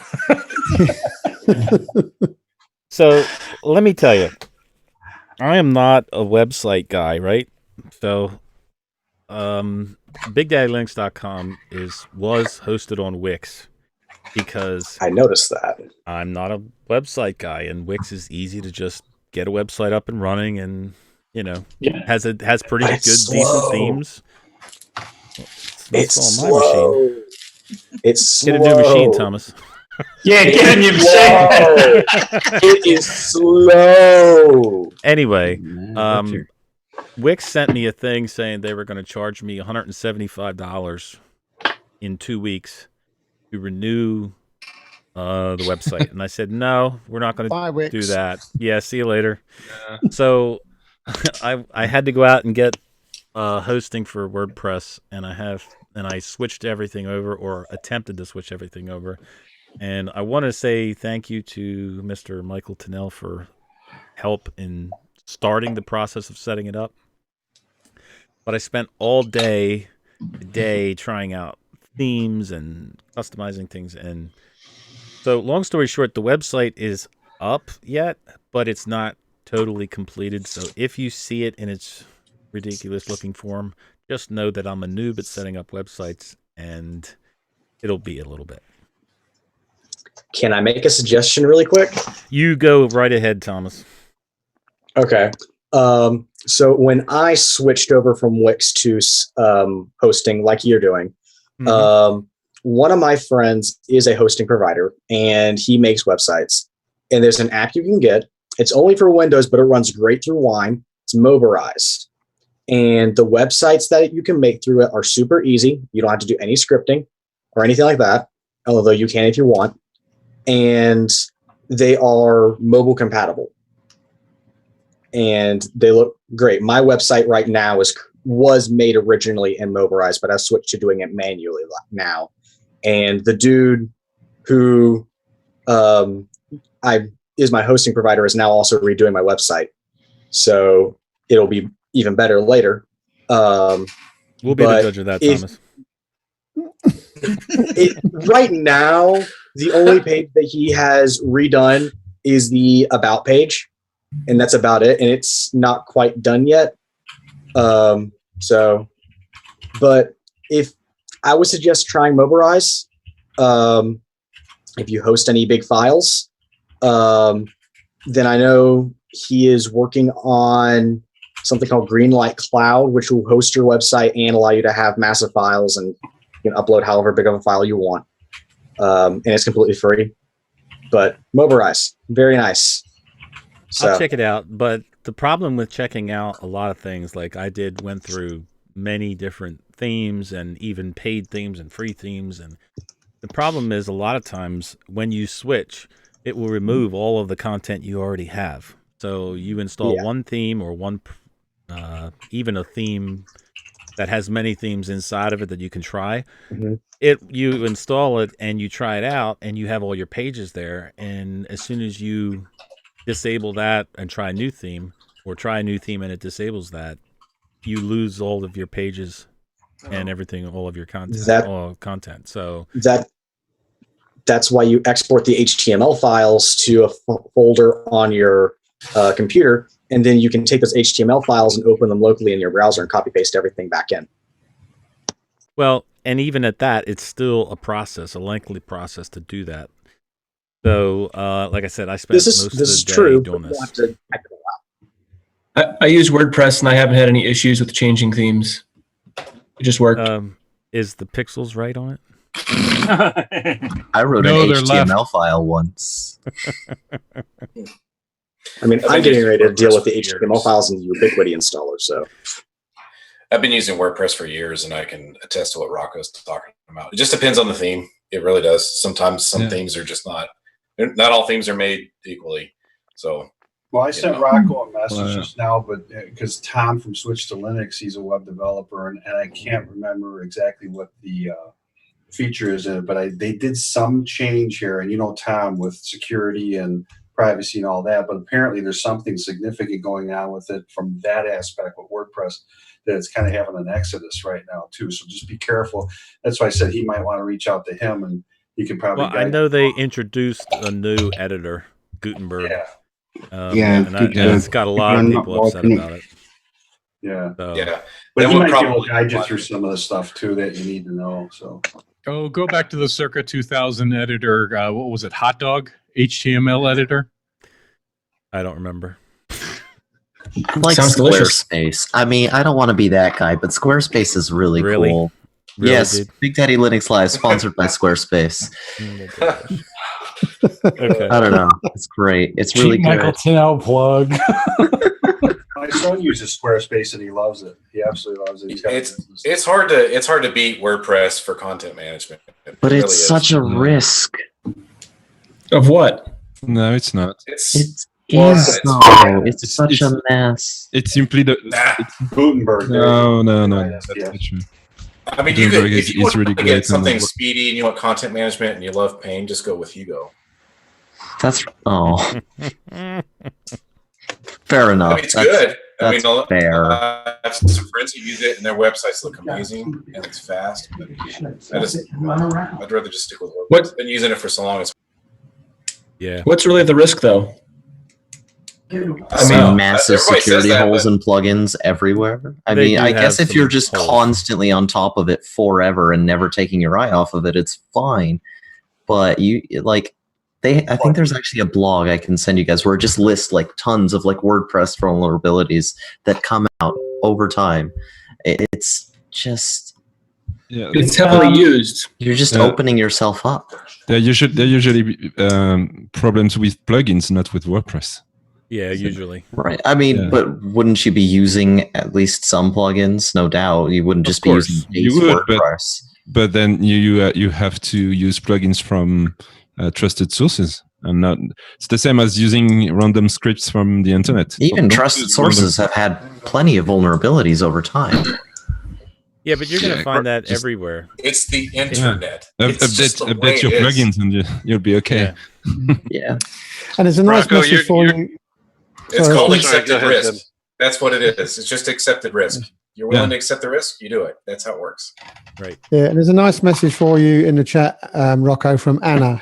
They say just choose a pink theme and be done with it. I think you're going to find yourself having two choices, and that is finding something that works for you that's drag and drop that you can theme up fairly quickly and easily and just works, or it's going to cost you and it's going to get really deep into content management and all kinds of things you don't want to deal with, which you'll have to pay somebody to do.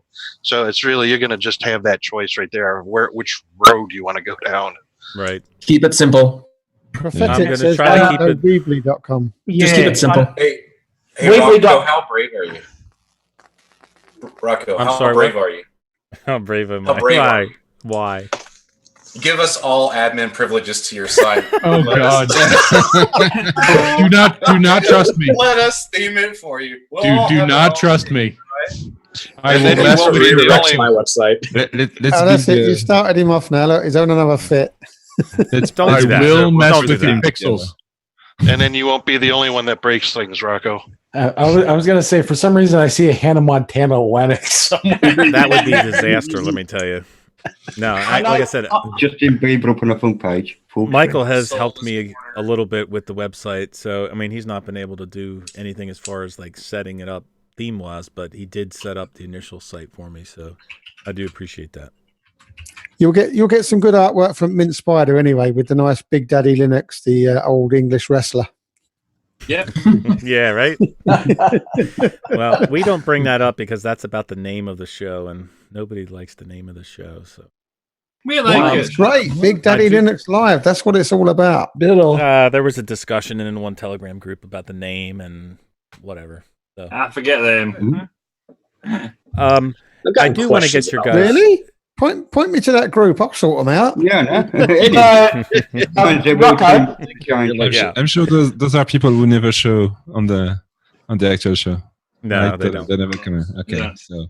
So Prophetic's mentioned Weebly.com twice, and I know TheranOS uses Weebly.com too. You might want to check out his website. I'll have to I check know it he out. uses that. Windows. I do want to get your guys' Careful, 'cause thoughts. Prophetic Go will probably tell you to run it on Puppy. Yeah, this is USB. Self-host it on Puppy. I do want to get your guys' thoughts on LibreFox. Did you guys ever hear of LibreFox? LibreFox. Heard of it. So, but this is a web browser that has privacy enhancements. So it is not a fork of Firefox, but it uses the core Firefox and then applies privacy, security, and other enhancements to change the browser. Okay. So it I get what you're basically saying. uses JavaScript to remove things like built-in add-ons, and it turns off apparently some feedback that you can't turn off to Mozilla. Like you can turn off some of the feedback to Mozilla, but I guess you can't turn it all off. But with these scripts, you can do that as well. So basically, it's a guy, and I want to say, and I can't remember the guy's username, but it's like Paranoid something, and that's his username. And nobody really knows anything about him, so I don't want to like promote it to say, yeah, go try this out, because I have no idea who this guy is, but he is making a Firefox version, or not really making a Firefox version. He's just applying a script to Firefox so that you don't have to do it. if you are privacy focused. So what do you guys think? Well, I've posted a link in the chat from GHacks, so you can go and read all about it there. I already like this better than every fork of Firefox anyone's ever tried to make for anything ever, because it's such a better way to approach things like this. So it doesn't rely on the version of Firefox. All it relies on is script. So you don't have to worry about which Firefox version you're running. This is great. The one thing I worry about is I listen to a podcast every week, Security Now, with Steve Gibson, and if you listen to him, JavaScript is just one step up from Adobe Flash in how porous it is as an attack surface. So that would be the one thing that would cause me to hesitate on it. Well, I do got one question about it. Is, I use browser add-ons, and some of them disable JavaScript or block it from happening.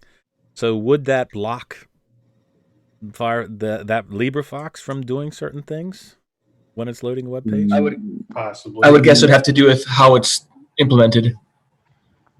Yeah. Yeah, which has deeper hooks into the actual program. Right. Because even some of the plugins that are out there now natively for not only Google, but I think Firefox and Chromium and all that, there are little notes in there that say exactly that you potentially might not be able to load some pages by disabling that. Well, this code is on GitHub, so anybody can go look at the code, but obviously I'm not a coder, and I'm not going to be able to look at it and say if it's all good or not all good. But You could just run sudo don't hack my Firefox in the terminal. But if anybody wants to check it out and, let us know if they're brave enough to. Like I said, I don't know who the guy is, but it sounds like a great idea. You have a privacy-enhanced Firefox version that's not, dumbed down to where the features are gone. I feel like, Thomas, you're probably someone who's been looking for something like this for a little while. There's actually a story behind that. In a nutshell, Draugr OS, since it's meant for gaming and media and stuff like that, it was supposed to have casting features in the browser. But Firefox doesn't have those abilities. And if you want those abilities, you have to use something Chromium-based. And Google Chrome and Chromium are known to spy on you. Chromium less so, but it still does. So I've been looking for about a week now for a browser that doesn't spy on you nearly as much and can still cast. What about ungoogled Chromium? It's a separate Chromium package where they specifically rip out everything Google specific. I'd never heard of it. I think most repos do have it. I know the Fedora repos do. I will see if the Debian repos do. I will send you a link. Okay. It's called UG Chrome. A lot of people call it by its long name, ungoogled Chromium. Yeah. But for right now, the only two that I found that gives me what I'm wanting is Brave Browser, and that's barely, and Vivaldi. And Brave Browser, it only gives you the privacy and casting abilities in that it still reports the same stuff that Google Chrome and Chromium do, but it only reports it to the people behind Brave, and they don't sell it to anyone else. Yeah, and they're always trying to milk it for money, though, on Brave, too, and I don't like that. Yeah, the way they do the way that works. So Brave Browser has ads in it, and it's parasitic about them. Let's say you go to Facebook or something like that, and you have a Facebook ad, Brave Browser will rip out those ads and put its own ads in place. And Firefox is putting ads in now, too, that they said they're just experimenting. Yeah, right. It's not entirely a terrible idea, but the issue is that at what point are you justified kind of injecting your own ads into someone else's revenue stream? Yeah, there's actually a big article we're going to be talking about on Destination Linux and Brave Browser and what they've been doing with people who've been trying to donate money to certain sites. It's really scary. It is, yeah. So I'm not going to say any more, but you can go and read it, or you can wait for the episode tomorrow. You're such a tease. Really interesting. I've heard about some of the stuff, and that's why I'm leaning heavily towards Vivaldi. And you heard it here first. Draugr OS 7.5.1 will come with Vivaldi. Whether or not it will still have Firefox is up in the air. I'll let Tyler But know.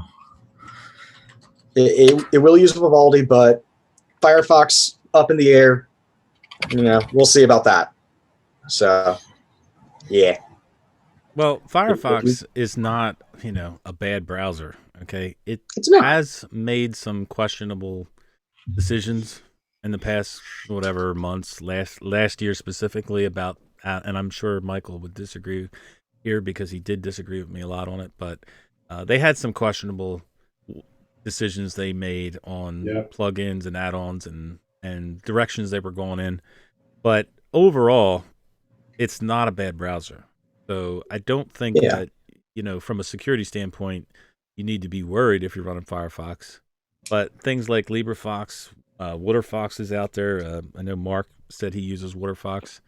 And Pale then Moon. there's Pale Moon. Yep. Although Pale Moon is now like its own animal. Like it was originally a fork, and then it's to the point now where it's its own thing. And Pale Moon is so old as far as like the version of Firefox for add-ons. Most add-ons don't work with it, not because it's of quantum or it's too new, but it's because it's too old.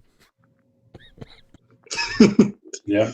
Honestly, a lot of it depends on what do you value in your browser. Do you want features and speed, or do you want privacy? Because if you want features and speed, to be honest, because so many both, Yeah, everything. Yes, I want everything, and that's really hard to find. Yep. But if you want features and speed, Chromium is going to be your best bet because every other browser is based off of Chromium.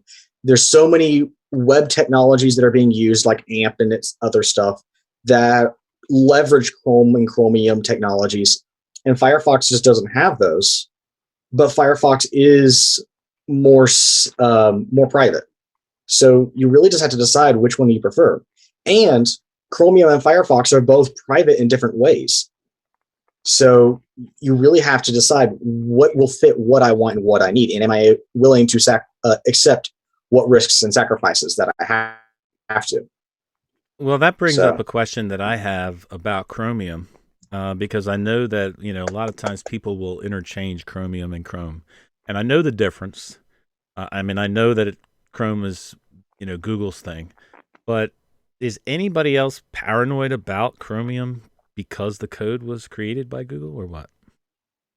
Far too many people are paranoid about it. The issue is that there was an issue some time back, and I'm not going to say it wasn't all that recent because it's still a stain, and this is a problem.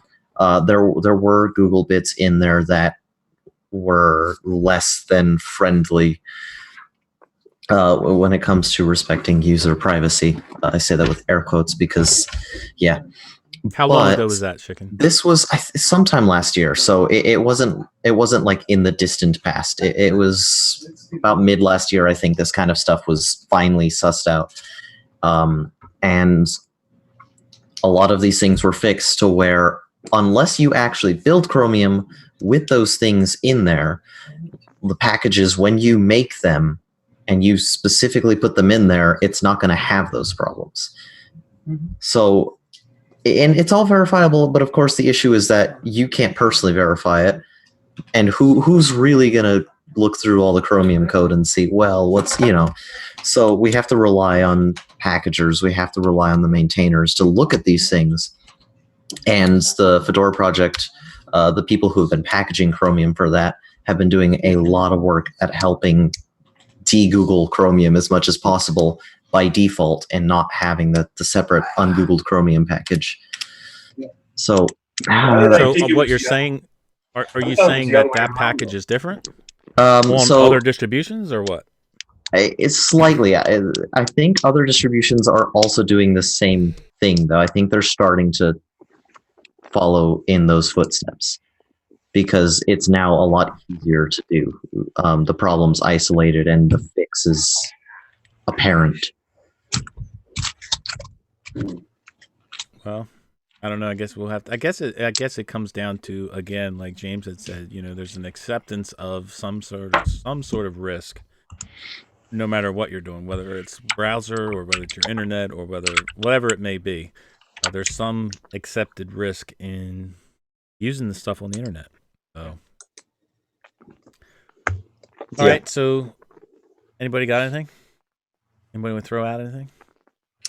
Just a question about the Tony George thing and what people think about. He's a developer who used to make some really good Linux software, and we've always talked about supporting your, person who makes this software. And he said that in his because he shut down Patreon and told everybody why he's leaving, because he said $80 a month just doesn't cut it for me to develop for Linux. So what are we going to do about this if we start losing good developers like that because they just can't make any money out of Linux? Elementary OS App Center? Well, there's no question that $80 is not enough. It's definitely not. I was going to say, for the amount of work that Tony George did, I mean, he started doing with the Unix OS recently, last month, with I think it's Unity 7 Ubuntu based, but as a continuation with a lot of tweaks and stuff. We have to be better about supporting the stuff we use. Yep. It's great that it's open source. It's great that we can quote unquote it's free, as in beer, if you want the free software end of that. But I think because of that mentality, we tend to forget that. I'm not talking us specifically, but like as a user base, we tend to forget that like these guys are putting in their time. Yep. People's time. You have two things in life. You have time and money. Which one are you gonna? To me, the programs and the stuff that these guys give me to save time is worth me giving them money. Mm-hmm. That's how I view it, because time is the only limited thing we have in this world. Well, there's no way that you can possibly donate to every project that could use your help donating. But the way I look at it is you donate to the projects that you feel do something for you in your realm. Okay, so I'm a patron of Ubuntu Mate, as one of the people that I'm a patron of. I don't use Ubuntu Mate, but I appreciate all of the work that Martin Wimpress puts into it and where he's headed, where he's having the distribution headed to. And that's why I support Ubuntu Mate. It's the same way with Elementary. I don't use Elementary OS. Chicken.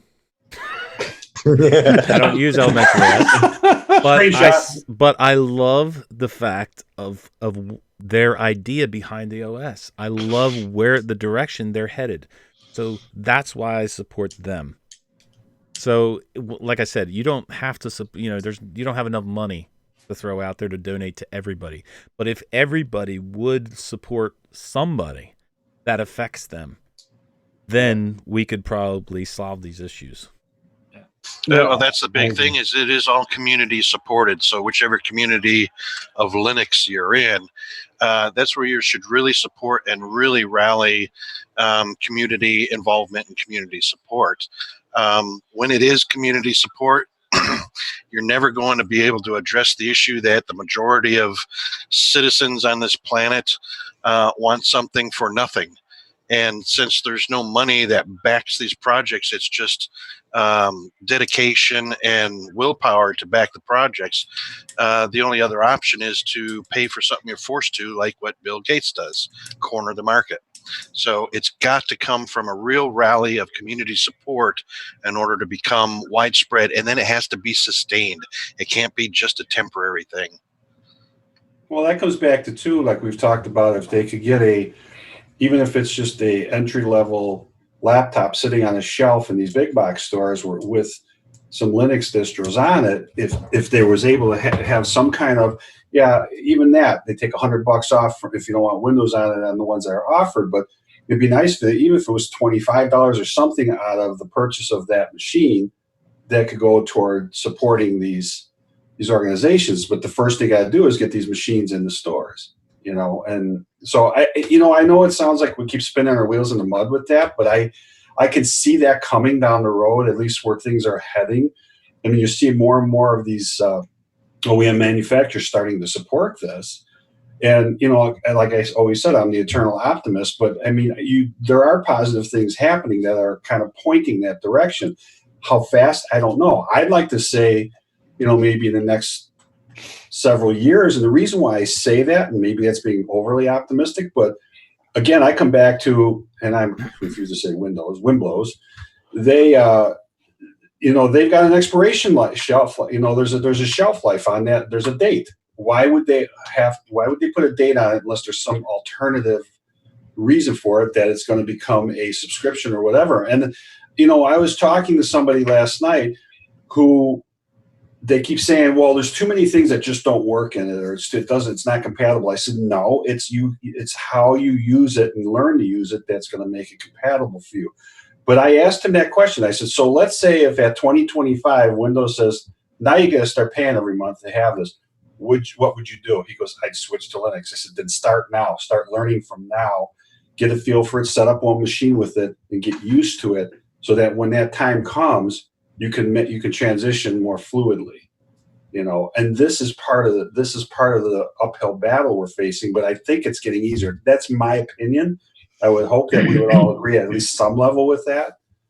So, well, the other day, Joe, I was asked by one of the guys, would you support, where would you put your money? Like, would you send it to a big distribution like KDE or GNOME, or would you send it to the smaller distributions? And there's two answers to that.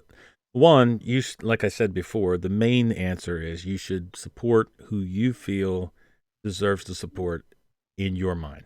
Okay, so if that's KDE, if that's GNOME, if that's a small distribution, then that's where you should throw your support at. With that said, I think that, in my opinion, the big distributions already, I mean, you hear all the time about they received this $1 million donation, this whatever amount of donations.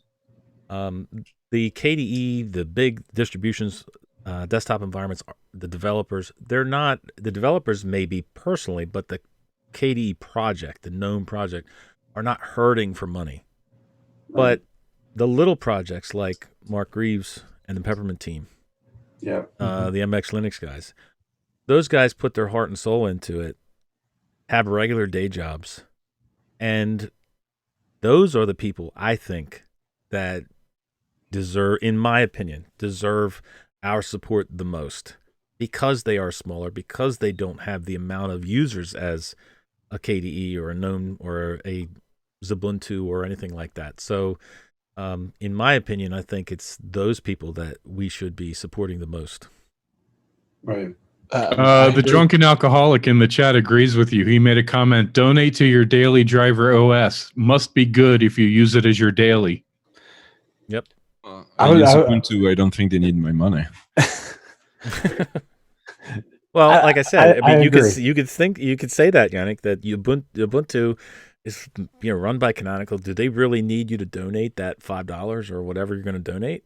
Wouldn't that be better served going to Peppermint, Mark Reeves, or MX Linux, or somebody like that? To me, it would. Yeah, I think so too. Yeah. I was going to say it really depends. Supporting, I think the bigger projects are usually going to have the company backing. Canonical, Fedora's got Red Hat, IBM, whatever you want to call it now. OpenSUSE's got Novell-ish, whatever they're calling themselves now. SUSE. Yeah, thank you. I was going to say, I don't pay attention to OpenSUSE, so sorry. No worries. But I really do think that by supporting the smaller distros that are not so company focused, that we actually improve the base distros. Yeah. Things like Elementary, where they have a focus on design, that actually ends up feeding up back up the hill to Ubuntu and GNOME and KDE and all the other stuff that is kicking around. And that, I think, because the drive-by contributions are the ones that actually are some of the biggest contributions to the community.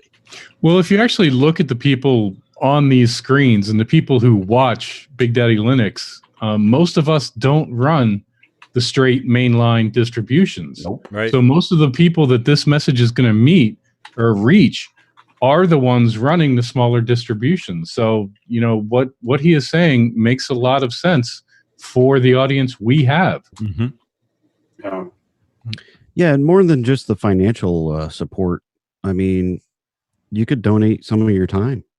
I mean, it doesn't have to be just financial. No, I mean, what's an hour a week to spend, try to do some bug hunting or something? I mean, something that anybody can do just as a regular user. I was going to say that's the thing. Like we tend to think code is the only way to contribute, and that is so not the case. Like There's so much more. Well, it's like I recently helped with the eLive guy. He doesn't speak native English. Yeah, his website was broken Google-ish translate English, and I rejigged that entire front page for him so it actually flowed. It made sense. Like that's how you can contribute. Absolutely. Yeah, I mean, I'm not technical at all, but I spend a couple of hours a week on the Peppermint forum. Yep. Just answering basic, simple questions or prepping the post so that when the clever guys come along, they've got all the information they need to answer those questions. Yeah, a little triage there. That's perfect. Well, even if it's Such a not good the point, distros Dan. themselves, I mean, even if just like we're trying to get the word out now, if you know, like there's some senior shows coming up this year that I want to start getting out and start seeing if I can get more people on these, and then explain how it works, and then hopefully, you know, there would be more people that if they enjoy it would want to start contributing. Because if you think about it, yeah, even though it's free. You know, like Alan said, this air quotes. If you say, you know, if you donate $20, would you pay $20 for an operating system, you know, that you can use every day if you really enjoy it and you don't have to put up with the privacy issues and things like that? I think there's plenty of people out there who do it. So there's all kinds of ways of contributing to this. You know, building the user base is one of them too. Yep. I do feel like one of the difficulties with that is that there's also backlash when developers ask for that or even present it as an option. I feel like it's a really tough vicious cycle for developers to break out of, is that they're so often expected to do everything that they do free of cost because it's open source and free software, and that is automatically associated with being free of cost. And if they even suggest that you might pay them for it, there's a problem. And I feel like that kind of thing has got to change super fast, because we talk about being able to, like you said, buy an OS that you'd be happy and willing to use that's free of these issues. But if you saw most of these distros put up a thing on their website that said purchase or download, right now you'd see nothing but backlash across every single one of these communities, and it's horrible. But I think that goes back to us, the Changing community, like educating people to the fact that yes, it's free, but there's a lot of time and effort. I honestly don't think that regular people, I mean, not you guys, but regular people that use Linux don't understand how much time and effort goes into what they do. I mean, I can't stress enough how much time and effort goes into that. So it's something that we need to be better at in the community. And I think it's also something that the devs need to be better at with communication too. So, Well, here's the other thing, Rocco. Think about this. How many sites or things you go to that are quote unquote free, but they're free to you to use, but the money comes from sponsored sources. So if you still got, again, building the user base, if somebody just like you're saying here, chicken that, the minute you ask for money, well, part of that is, again, it's the education process. It's explaining how it works. If you don't want to, you don't have to. But the reality of it is, if they can start getting, like I said, even getting them into a machine that's on a shelf that might have some kind of sponsored, not bloatware. I'm not talking about that. I'm talking about some kind of sponsorships, whether it's through people like us, whether it's through somebody or companies, whatever, who believe in the projects and want to give something toward it. that could offset these free use, especially for the average user just coming to this, that, if that's going to be the way to get them out there, it's part of I hate to say it, it's part of the cost of getting them there initially. So hopefully that can be made up in other ways, like we just said here, with people like ourselves who understand what it is, or companies or the support groups that are out there that are willing to donate and can do that, and you're right, Rocco. I mean, there's so many good projects, and you feel guilty about, if I don't donate to this one, are they going to look at me cross-eyed because they see me giving money to this one?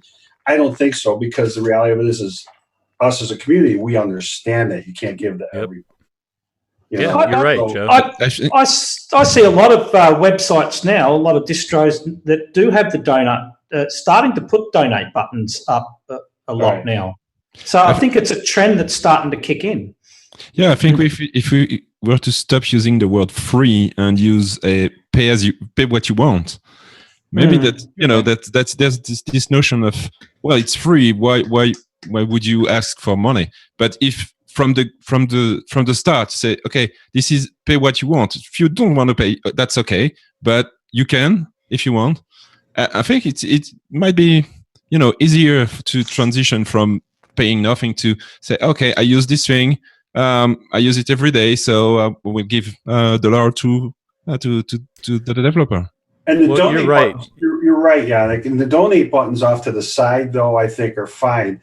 What I didn't care for, and this is in my early days of, again, I was like everybody else, not really understanding. You hear this free software. You come on here and you go to download Ubuntu, and they've got this whole list of amounts and you had the zero amount if you wanted to take it for free. It's almost like forcing you. That's going to turn people off. If you have something where they can electively go in there and want to donate and throw something at you, that it's kind of like the super chats.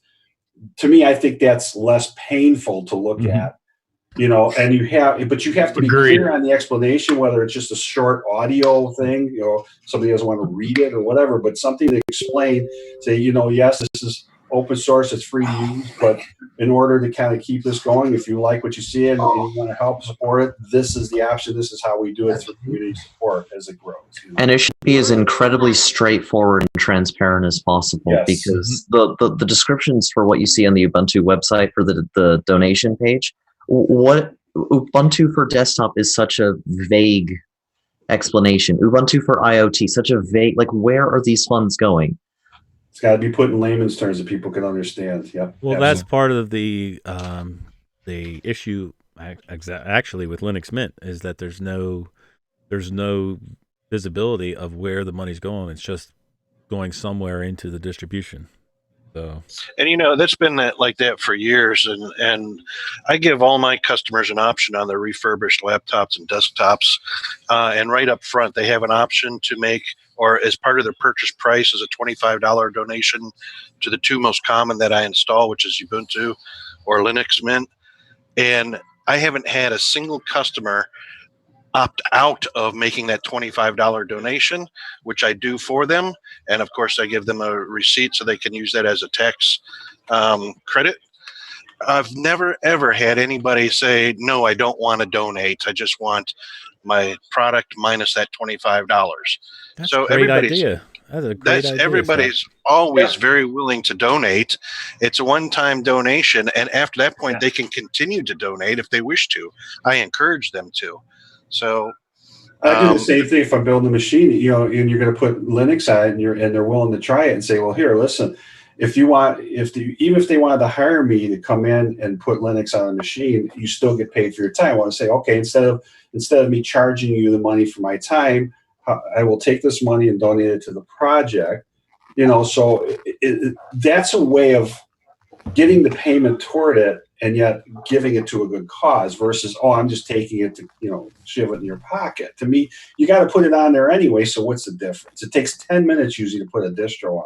Even if you spent an hour with somebody, setting stuff up or whatever, if it helps drive it forward, to me, that's probably the most important thing of the whole process, is getting it out there. The moral of the story is, for 2019, donate to your favorite projects. Yes. Whether it's time, whether it's money, whatever it may be, donate to the people that are affecting you in your life. Amen. Mm-hmm. Zeb, we made it through the stream. We did. Well done. Despite the fact that you couldn't do any fiddling at your end. I can't do nothing. Like, to be honest with you, I don't even know how I'm going to end it because I can't get to OBS. So reboot down. Well, when I reboot, shut down. there'll be no after show on now. Zoom. Now you know why you need a reset button. Oh, that's right. There'll be no after show unless you restart it back up again immediately. I can restart it. You do after I have a reboot. hotkey to stop OBS, right? I did, but I don't know. I think it's just a. You did. I think it's just for recording. It's not for streaming. But Because I you was said always the keyboard's not working. well, the keyboard's recording. working, but it's not responding in the like. It's not responding on YouTube. So like it doesn't show if I'm typing. It doesn't show anything in YouTube. Oh, right. What, A what keyboard distro you shortcut on? might work. What distro you on? Colin, I use Arch. Yeah, which one? Which art? KD Plasma. That's a kiddie thing. Yeah, so to shut it down, if it's accepting keyboard commands, can you not just Alt-Tab to OBS and then Control F4? I kill it? could, Zeb, but I don't want to do that yet because it's not. No, because we're still I'm going to filming, try right? that. Yeah, I'm going to try that. Well, let's hope All right. the file is properly saved. That's a Let's- good way to end this, Rocco. We're talking about why people should support us, and you're telling us why it's broken. Sorry, dude. It's Come on, isn't life, dude. It's part of life. You tell them the truth with the good, find a good way with the out of bad, you know? I'm kidding. Yes, but that's not Arch, it's OBS. So does he support OBS?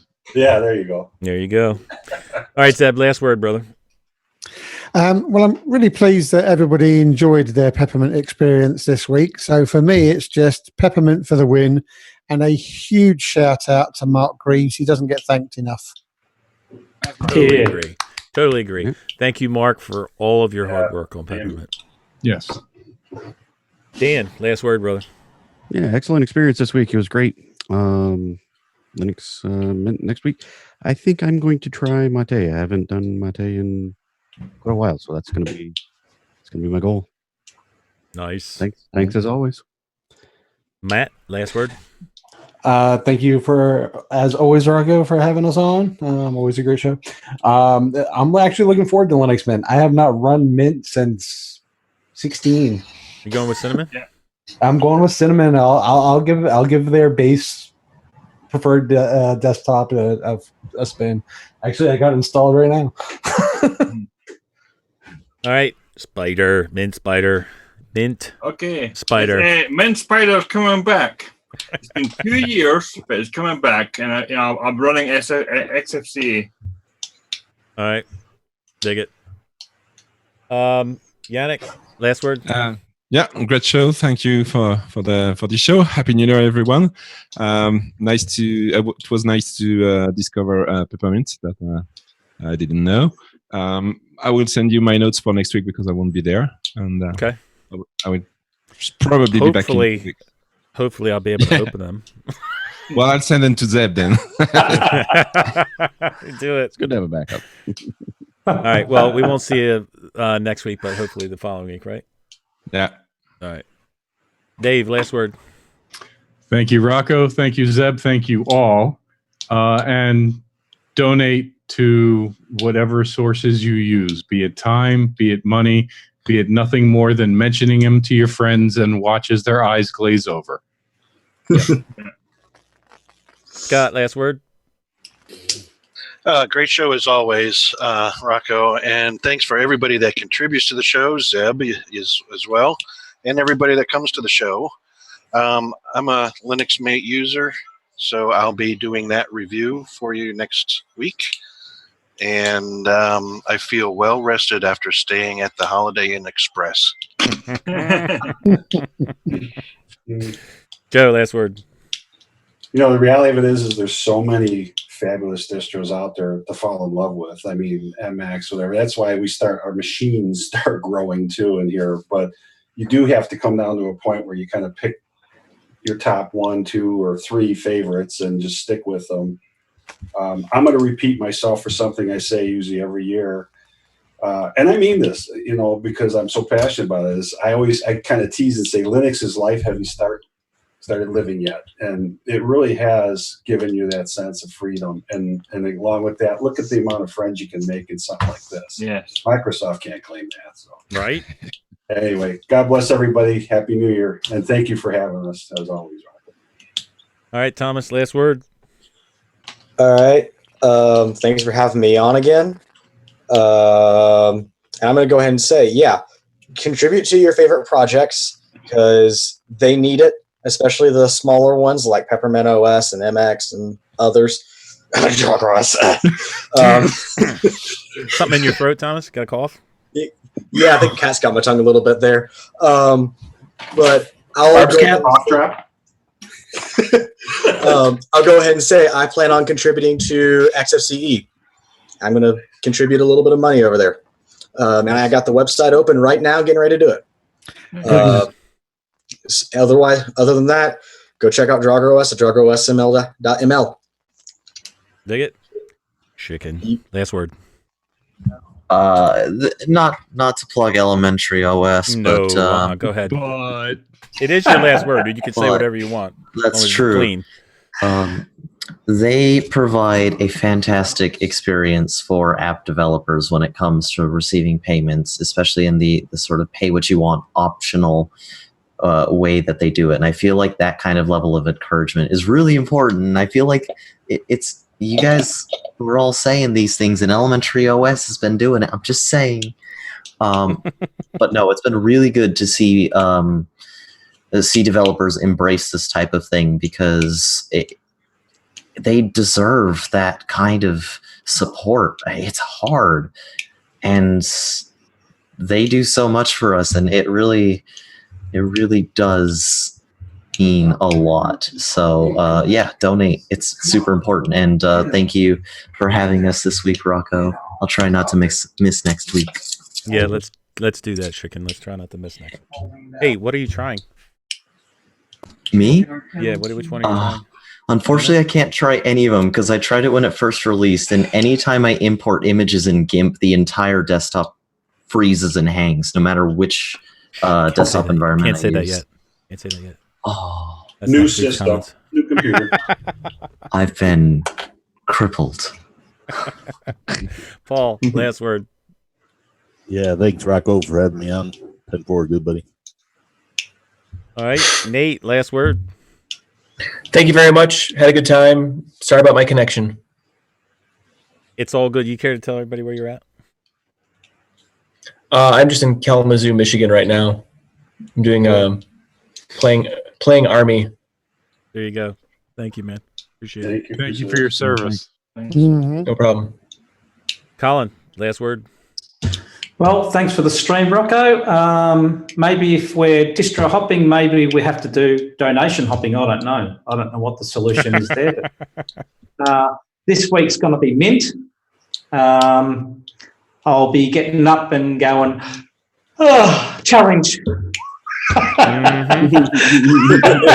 There it is on screen. Right. But it should be a good week. An easy week for challenge this week, so I'm looking forward to it. What is that clicking I hear anyway? It's not me. Okay. All right. Ali, last word.